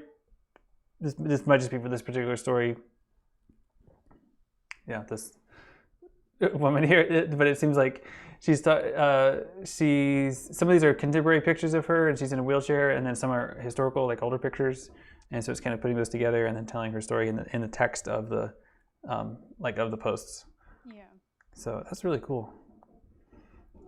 It's essentially just, I mean, I think it's just her. Like it's not an interview. not like back and forth, but just like her words there, without commentary, basically, or without any kind of editorial voice that I can see, other than the basic curatorial voice of like, this is a person that we spent some time with, and so we get to spend time with her too as a result. So I think that's a really cool approach. So I think doing it here, I think you could certainly, if you were to do something similar, right? So certainly photography, you would be hopefully recording people's words as they were speaking, and then you could, if you did just the straightforward thing that they're doing, you could just add the audio, transcribe the audio of their words into this text. I think there is definitely some skill in the photography. Like this is something that's it's I don't, have you done much photography, or do you know much about it? Not really. I took digital storytelling over the summer, and we had like a photography section. But that's basically as far as my photography skills go. Okay, yeah, I think I'm not that great at it myself, but I think that if you like, I'm pretty sure you can borrow a pretty decent DSLR from one of the nice digital cameras from the info desk, and that might be a good thing to learn with and practice with. And I am also pretty sure the DKC has a photography tutorial that they can do, which might be a good idea. I know that there's a lot to it. Like, I have a DSLR, but I'm not great at it. Like, I know that it's not just sort of point and click. Like, you have to understand lighting and exposures based on different lighting situations. Like, there's some technical parts of it, but also just like how to choose a shot that captures a person. Like, that I think is really tricky. And just pointing a camera at somebody, especially if they're posing, it often looks posed. It doesn't look natural, and so it's not really, you don't necessarily get a sense of them. But like catching someone by surprise, or almost a candid shot, that can be more authentic in a way. But you want to make sure you have someone's permission before you take the picture. So those are considerations too. But if there's someone that you were doing a story on, you would presumably have their permission, and then you could just sort of hang out with them and ask them to hang out and take pictures of them. I mean, you could do that in different ways, I'm sure. I'm sure you can figure that out. But I know that portraiture, especially like taking pictures of people, is an art. Like, it's something that isn't just you have a good camera and you just point it at them and it works. Like, you have to actually practice it. My sister-in-law does that. So yeah, it's she does the art of it. Her work is evidence of how much effort it takes, that you have to actually spend some time with it. But yeah, I think that could be great, especially now. Do you have any idea of who you would interview? Because I think that's the other challenge, is like the technical parts, Instagram, photo stuff, that part I could probably help with a little bit, but the finding the people might be a little bit trickier. What do you think? Yeah, I mean, for the Humans of New York, and they have another account called People of New York, they just pick people off the street and interview them. So I feel like that'd be a little more tricky here, maybe. But I have coworkers and people in my class that I'm thinking of, and then also some of my bosses that come to because I work at the fitness center, and so some of my bosses that come through, and also I have like an in-person class with my German professor, so I know that she has to commute quite a long ways, and during the beginning it was kind of hard for her to figure out how to facilitate our class, because we meet 4 times a week. So that's what I was thinking about. I don't know. I don't know if I'm very confident to just approach people, random people off the street. Yeah, it's hard, especially now. People are wary, like, and also, I mean, I don't know about you. I find it hard just on the sidewalk when people have masks on. Just like interpreting body language seems a little bit off, and I don't know, like, even if I see somebody on the sidewalk and I think I know who they are, like I tend not to engage because I might be wrong about who I think it is, and so I think a lot of people were just much more cagey and shy, and we want to kind of avoid interactions with people as much as possible. So that will certainly be a challenge. So you might have to reach out to people other ways besides just surprising them with a camera, and although surprising someone with a camera can get you a better result, it's just that might not go well. So I think that makes sense, and I think the fitness center is a good might be a good way to find people, just because it's sort of democratic in this, or egalitarian, whatever the word is, like, because anybody can go there. So actually I didn't know it was open, so that's good that it's open. Is it crowded? It's probably not crowded, is it? No, we did this system where you have to make a reservation, and Cool. so if anybody wants to come to the gym, you have to make a reservation at campusrec.umw.edu. Okay. And it's a 50-minute reservation, hour by hour, and we do it from like, let's say like 1 to 1:50, where you can work out, and it's only 12 people at a time. Okay. And then between like 6:50 to 7, or like whatever, between those 10 minutes between the next hour, we take that time as like the workers to deep clean everything and get ready for the next reservation. Wow. So, and you have to wear a mask. And we also have this new like electrostatic sprayer that that only takes like a couple seconds to fight against like COVID. So, and yeah, socially distanced, and we closed off a lot of the machines to maintain, the CDC's order of social distancing. So it's working so far. It was a little tricky in the beginning, just because a lot of people weren't adhering to our new policies, and we had to keep reminding them. But it's gotten a lot better now, and we might increase our capacity, but we're not too sure yet.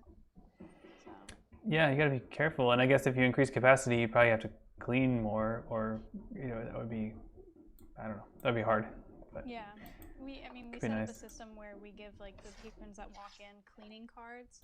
So when they're done with a piece of equipment or an exercise machine, they have to put that card on top of the equipment, letting us know that needs to be deep cleaned.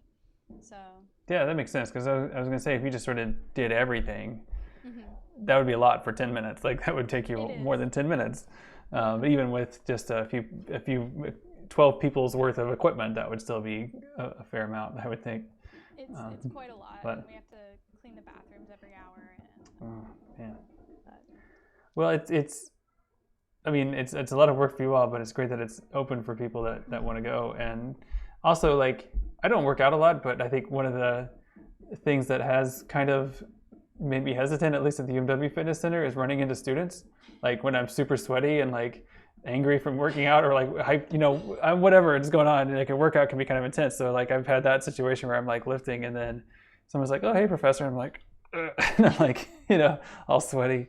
So if there's fewer people there, that reduces the risk of someone asking me about an assignment while I'm in the middle of something. No, definitely. So we get at least like max maybe like 6 or 8 people. So I think we're safe.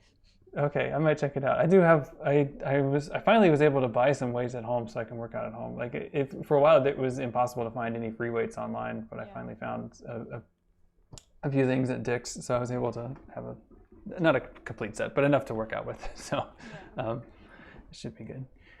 Well, anyway, I think those are your challenges, right? I mean, the technical part, but finding the people. I think those are the things to have an idea about. Like, you don't have to solve those problems immediately, but have an idea about how you will solve them, or what you will do as a backup plan if that fails. So, and when you're done with that, ultimately, like, the project, I'm pretty sure they're still keeping it going. The library's been collecting or trying to archive projects related to COVID, so this could be a project that would be a good candidate for that archive. So, yeah. I had a question. When we were filling out the proposal, we had to have sources, if I'm correct. So I'm just wondering what kind of sources I could find with my subject, if since COVID's all pretty recent, I'm not sure if they would have do they have to be scholarly sources? No, and it's really the section is labeled prior work, I think. I forget the exact phrasing I used, but that's the idea, is like, you're citing other work that people have done. So you mentioned Humans of New York, so that's obviously an inspirational thing. So definitely that's one of your sources. Are there other things like Humans of New York? Cite those as well. Are there things that are similar but you want to do them differently? Like that's anything like that. And I think, it sort of reminds me of, like, it's audio based, but like StoryCorps is kind of a similar idea, which is sort of people talking about their life. And I think what you're doing is different, but it's a similar kind of documentary type thing, where it's not remarkable people, it's just everyday people.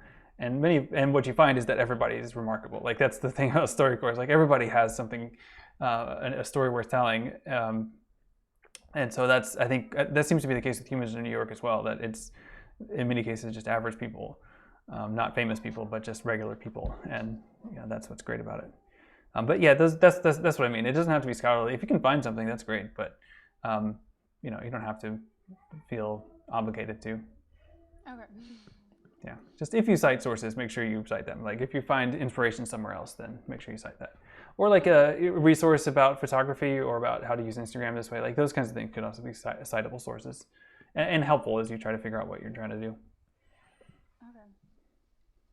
Sorry, I'm just jotting everything down. Yeah, no worries. Yeah, no one else is trying to get in on the chat room yet, so hopefully, on the video chat thing, so, in the elevator. No one's knocking on the elevator door at the moment, so. But some people are typing in Discord, so maybe they're working on an idea. But yeah, cool.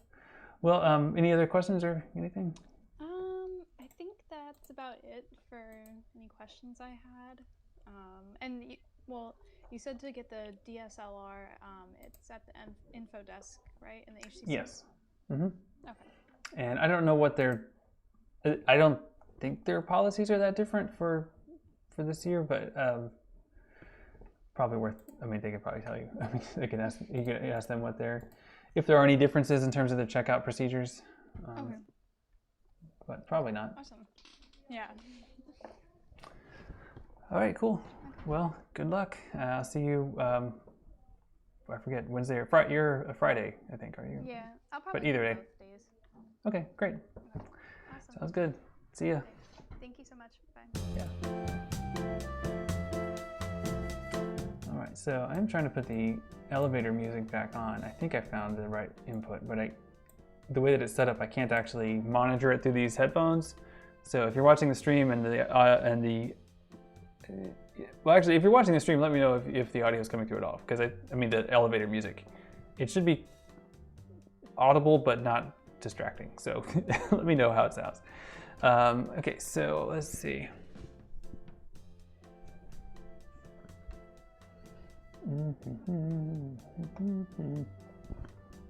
Okay, so I see Emily just posted a question in the chat. So Emily, I'm going to respond here first, and then I can type some things too. Let's see. Actually, I'll type here. Is it okay if I respond on the stream? Because I can answer I can respond to the idea and give you feedback on it on the stream. It'll be a little harder, a little slower typing, but if I can talk here, that would be great. So good. Okay, you say yes. So I will say thumbs up. So great. Okay, so Emily is interested in the opioid crisis in America, especially with COVID. So this kind of, right, this sort of intersecting tragedies in certain parts of the country. And I do wonder about that, because I know about the opioid crisis, I know about COVID, obviously. So I think what I don't know much is how those two are, how those intersect. And that could be really interesting. Or troubling, but important to know about. So I think a couple questions occur to me as things to think about, or either try to address in your proposal, or at least to have an idea about in your proposal. One of these would be, are you going to try to study it as from a data point of view, because that might be interesting, right? So that would be like, what are there convergences of spikes in the two? Like, are the places that are already hit by opioid addiction, are they responding differently to COVID, or are they being affected differently by COVID? So if people, one of the things that people talk about as far as intersectional issues with COVID is, like, if the hospitals are full of COVID patients, then other things like heart attacks can't get treated as well. So okay, good. So you do have some sources. That's good. So that would be one way to tell a story, and you could definitely use a graphic to do that. As you say, obviously any kind of data, right? Anything that's numerical, you could depict graphically, and so I think you probably have already found it that way.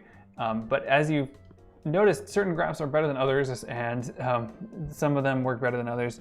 I think maps can be tricky as far as graphs because of the way space works differently than like number of things, and so it can be tricky to convey things on a map. But there's an art to it that definitely works.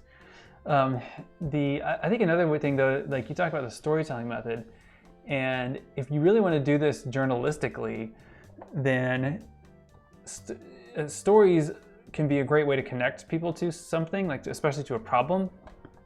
So is there a person that you know or that you can find about, or that you could just honestly you could just imagine, like you could hypothetically make someone who is experiencing both or dealing with the consequences of both. That would be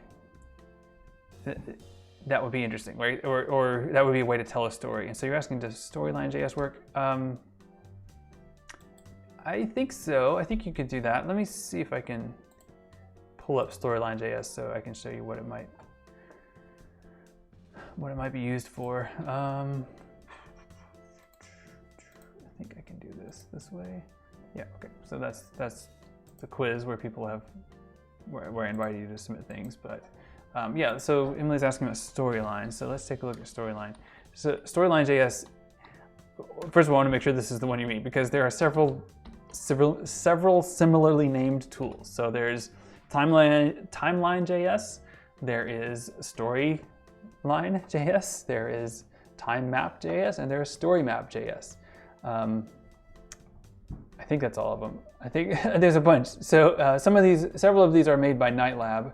Others are made by others groups, but yeah, you can see them here: Storyline, StoryMap, Timeline, and then there is TimeMap and Storytime, I guess would be another the implied other one that I don't think actually exists. Mapline. Anyway, so this is Storyline, and what Storyline is, as you can see, it tells the story behind the numbers, and you can see an example of it here. Actually, this is probably easier. Where you see a series of numbers going up, and then each of those numbers has a little card with it that tells you what's going on with that. So it is useful for, I think, if you have one thing. I don't think it supports multiple lines on the same presentation, which might be tricky if you're trying to look at the intersection of COVID and opioids. I don't think it does. I don't think I've seen that. That is a limitation. And I think, you could do two next to each other, but that doesn't necessarily convey convergence as well. Also, another limitation of it is that the cards are quite small. Like it's basically a sentence for each point on the graph. So if you have something that's pretty simple and you're trying to get it across, I think this does work really well for conveying how a number has changed over time and what the key factors were influencing those changes. It's certainly easier to put together than something like with matplotlib or something like that, or what's the other one? Highcharts. That's the one I like to use. Highcharts gives you lots of really robust things, but they take a while to figure out and how to put together. But it's much more robust and much richer than Google Charts. Like you can do charts with just a Google spreadsheet, but I wanted to show you Highcharts if you really want to do some fancy charting. So I don't know, Storyline might be okay for a prototype, but I think it might be limited as far as really telling the story that it sounds like you want to tell. Yeah, so Timeline.js could also be good too, but if you remember, Timeline it's more of a slideshow with a timeline. So you can certainly tell stories that way, but it's kind of limited, and it would be tricky to do the data thing at the same time as the timeline thing with this, right? So you could do both, but they would be separate and parallel as opposed to kind of linked together. I mean, at this point, this is a proposal, so you're welcome to propose something that you're not sure how it will work. But I would definitely say look at the affordances and capabilities of each of these. And I think, yeah.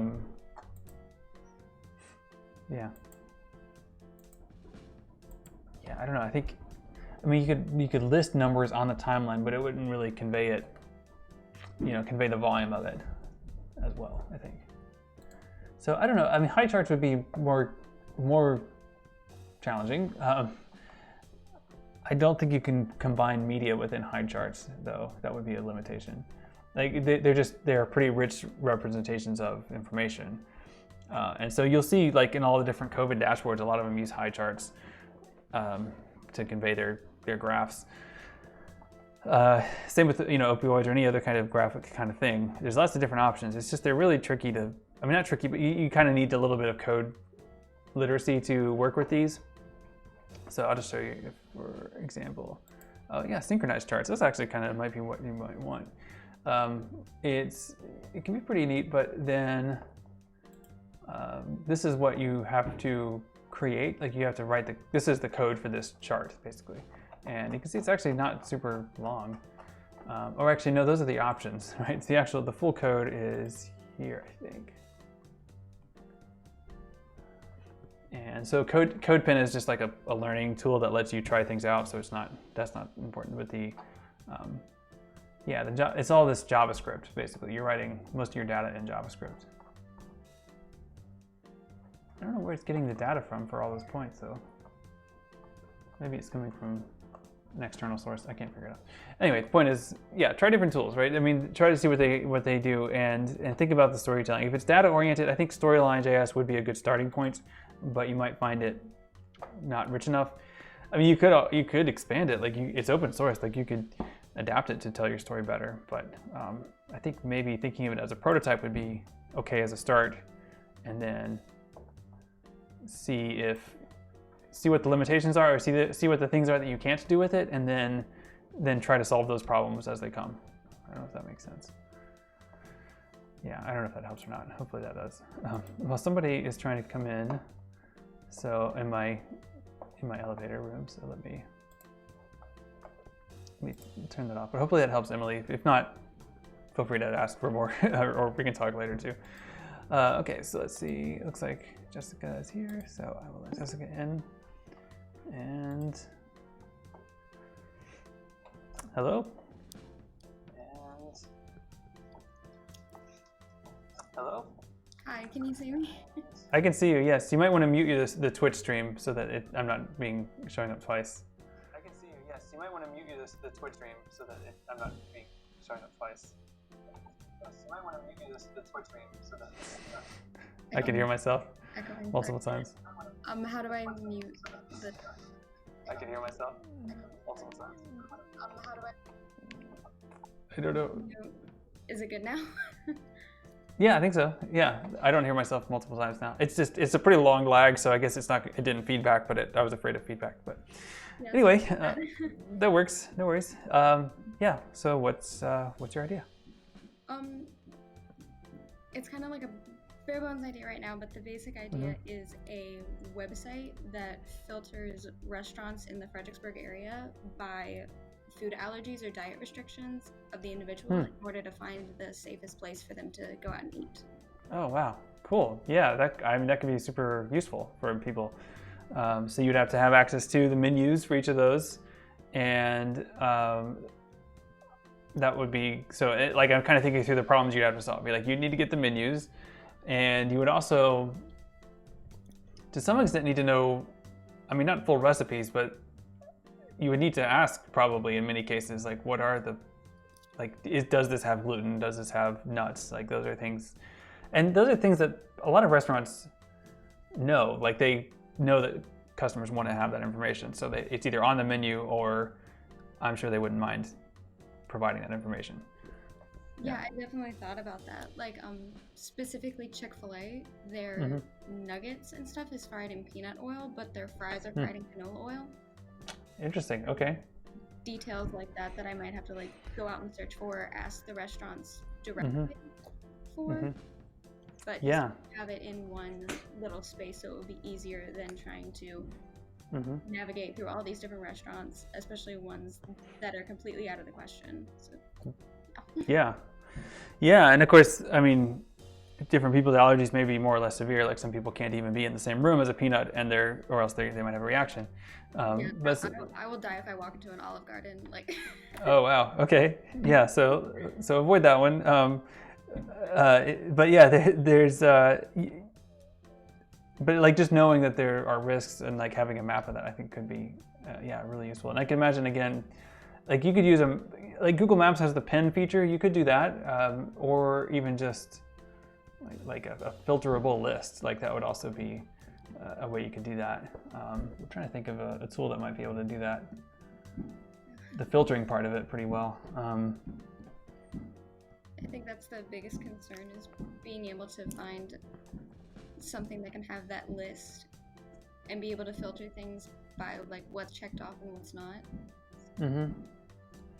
I mean, okay, so what you're describing could be handled by a relational database, but you don't have to necessarily write it like as a relational database. And what it reminds me, like I can, like if I were just doing this just for my own information or curiosity, I would probably use Airtable. Are you familiar with Airtable? Have we used it in a class before? Okay, I can't remember. I've used it in some classes, so I can't remember sometimes. So I'm going to put it up on the stream, but it's I'll just do it quick. Let's try to start one here. It's yeah, I'll just do it. A quick demo. It's kind of like Google Spreadsheets. It looks kind of like it, but it's much more robust, and you can do things like different types of fields, and then the fields can be used to filter other fields. So like you can build tables based on other things. So like you could do Chick-fil-A, and then like you can do sort of, actually, let's delete that. Sorry, let's delete that. And then you can do like a field for, well, actually, no, we don't even have to do that fancy. So we could just do allergens and, oh no, because you want to do it by menu item too, don't you? Right? Or is it? You could. I mean, that's what I was thinking. Like you could do. Sorry, I'm trying to find you. There you go. Because you could do something like. Yeah, you can get really detailed with this actually. Now that I'm kind of thinking through it, so you could do like, here's the restaurant. Or no. I'm gonna invert the table. So we're gonna do. This is the menu item, and then we'll do like restaurant, and then we'll do allergen. So you could be like, okay, so because you could even do it like this. So you could be like nuggets, but then there's like the Chick-fil-A ones, and then they have. Did you say they have the peanut oil? Yes. And then yeah, so then there might be like a different nuggets that's like Wendy's. I don't know, and they don't. So like you could have it so it would be filterable for each of these. But then let's see, let's make this, instead of this, I can make this a multiple select field, and then so it's got peanut there. But let's say like Wendy's has gluten, I guess. I don't know. I guess it would, right? If it's nuggets. And then, so like, and then let's do something else like, let's just, as a demonstration, let me show you kind of how you might do this. So let's do McDonald's, and let's say that their nuggets have petroleum in them. I assume they don't, but like that's something where like, they could have this, and they can have, but they also have gluten because everything has gluten, like all these do anyway. So I've already looked all this up. Everything has gluten in it. Yeah, that's going to be the hardest one to avoid, I assume. But then, like with the way this works, then you can add a filter on this field. So you then like say, I only want to see things that where allergen has none of gluten. So based on this field right now, this deletes everything that has gluten in it, and just as a filter. So it's still there, it's just hidden. And then like let's say, actually no, I'm going to change my mind. I'm actually allergic to peanuts, and then or I want to show this for someone with peanuts, and then it shows you just those two. So it's relational because then like you could search for this either way. Like you could say, I want to see all the nuggets, or I want to see everything at Wendy's. and you could build, the way that this works, you would link together multiple tables, but that would, so basically it's a database. Like you're building a database, and it's a relational database that can be worked through a pretty intuitive interface here in Airtable, as opposed to writing it in SQL, which is like the programming language for these kind of things, which isn't too bad actually, but this is probably a place to start. Now, all that said, I think the biggest challenge with Airtable is getting data out of it, because you can export it as a spreadsheet, but you can't export the relational parts of it without paying for it, and it's like really expensive. But the free version is free, so and that's what I'm using. So I think it would be a good way to try out your data, like to try to see the relationships of it, and it might be possible to export it into some kind of SQL thing later on, or even just to use this as your kind of resource and then build those lists manually. Like that would be sort of the fallback. But if you had it all here, you could access it and organize it in a way that's much more relational than a spreadsheet. So I don't know, I would say try it out. Airtable.com, it's free to sign up. It costs a lot if you pay for it, but don't pay for it. Does that sound reasonable, I guess? It does, that sounds good.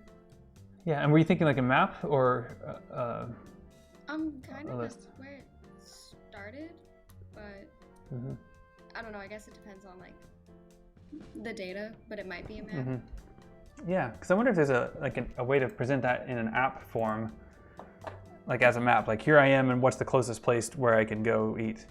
I think that would be, that would be really useful as just a product. Like that would be a good app to exist. It may already exist, there may be something like it, but there are ways to make apps, and there is a platform I have not tried out, but it somehow uses Google Spreadsheets to make apps, and I don't, like phone apps, and I don't remember what it is. It's called Glide, but I can't remember the URL for it. But I've been meaning to check it out. So that might be an end goal with your project, because you're talking about a user experience with it, and an app is obviously a familiar way to for users to access important information like that. Important and location-specific information like that. So I don't know, I'll look into that and see if that's viable. And if it is, I might recommend that too. So yeah, it sounds like a great idea. Thank you. Yeah, anything, did that help? Do you have any other questions or anything? No, that really helped a lot actually, so thank you. Okay, yeah, no problem. Great, well, I'll see you later. Bye. Okay. All right, cool. So we should be wrapping up soon-ish, I think, right? We normally go to 3:40 or 3:40. Yeah, we usually go to 3:40. So this is probably something I should wrap up soon. I saw Arrow279 on the Discord, so I'll respond to your question, Arrow,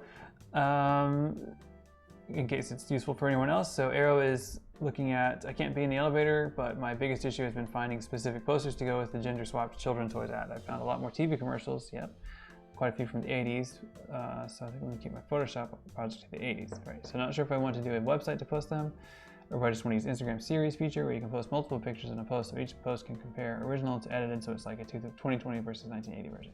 Yeah, okay, so Arrow's idea is to look at gender representation in children's advertising. So kind of a visual rhetoric project where the work is to see what happens to that rhetoric if you switch the genders on the children actors in the commercials or the posters.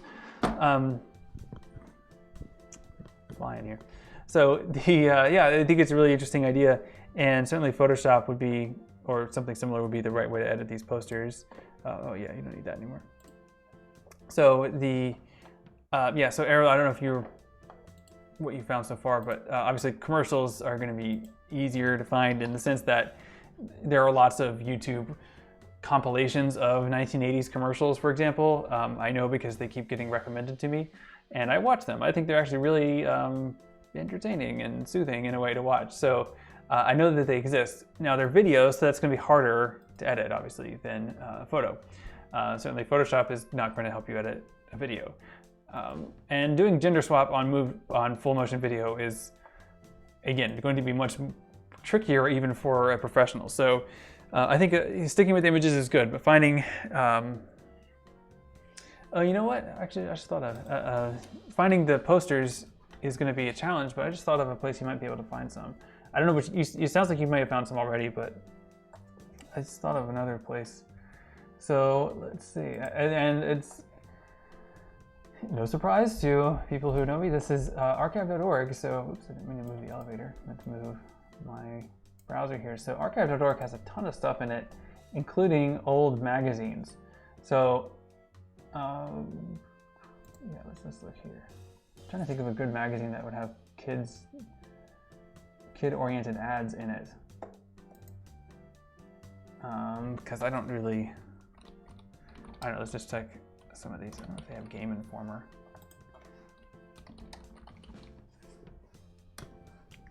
That's just random magazine popped into my head. And their search is slow. It is what it is.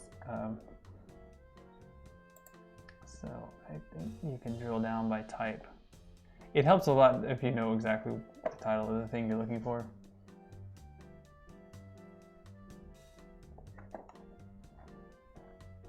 Yeah, these things are not at all related. Okay, so but they do have, I know they have Byte magazine. That's just one that I've read, and I don't think it'll have much kids advertising in it. But it might, if I can find where it is, maybe that'll help me move around their database to find it. Like, I wonder if this collection might be in a collection. Like, this is not kid-oriented magazine, obviously. But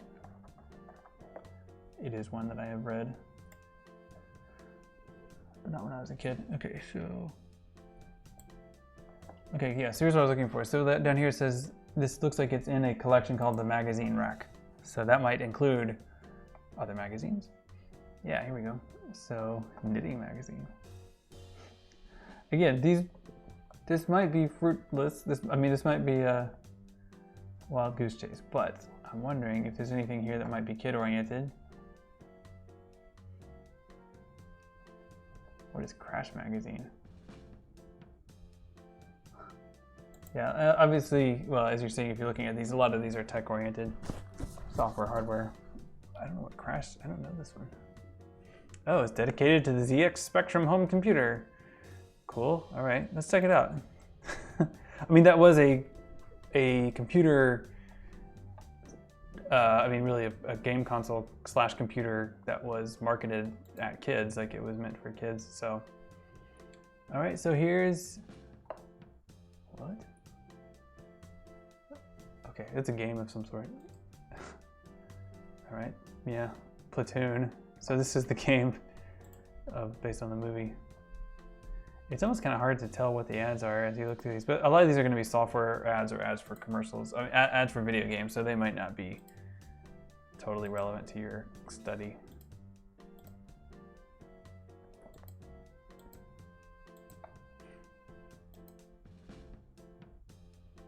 Yeah, well, there's soccer. I mean, match day. I guess that's a game.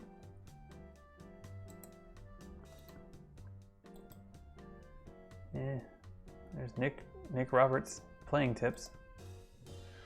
Cool. All right, fine.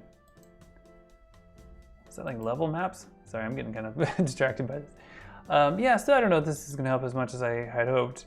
I know game history a little bit more than a game popular culture history context than general toys, but I am sure it's possible to find it. Like, what kinds of magazines? There used to be magazines. I used to read magazines when I was a kid. What did I used to read?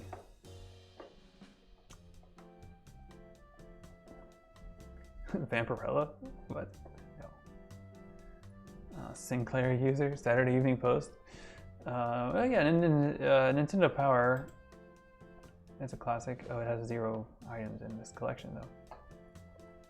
I wonder if they've had copyright issues. Or maybe it's a work in progress. I don't know. Anyway, I know of like historical like game ad. I know I used to. Another place actually you'll find some toy ads is going to be comics. So if you can find comics from the 1980s, again, lots of those are going to have toy advertising in them. So that actually could be a really useful source for gender-specific advertising as well. So yeah, finding comics online. I'm not going to put it on the stream, but there are ways you can find comics online, and maybe I'll just share those in Discord instead of on the stream. But yeah, I'll do a little digging and see if I can find a good way to do that relatively safely.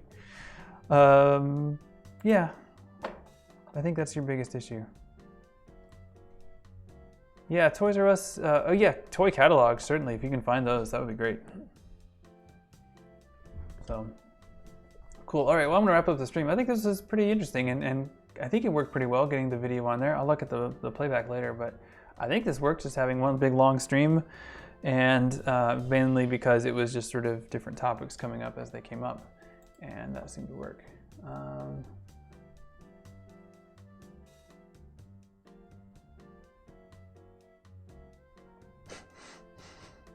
Okay, I just, Jamin, I don't know if you're watching, but I just saw your message in Discord. I think that is a pretty funny idea. I don't know how practical it would be, but maybe I could think of something. I have a vague idea that might help you, but I think it's a funny idea. I don't know how important of an idea it is. Like, in other words, like, I want to make these projects addressing real issues and problems. So, I mean, it is kind of, but it isn't. So I don't know. We can talk in person about it. That might be worth bouncing around a bit. But I see where you're going with it, and I think that's interesting. So I mean, I like the name of it. I like calling it "I Don't Care." I think that's pretty funny. Anyway, so let me wrap up the stream here, and thanks for watching. Whoever's watching. And I will see some of you, hopefully many of you, on Wednesday or Friday. Remember, for this class, you can attend either or both now. So, but that's only if you're in a face-to-face cohort. If you indicated that you would prefer to remain fully online, then please remain fully online unless you ask before you show up. But yeah, we'll see how it goes. We may be able to open that up even wider. Okay, see you later. Bye.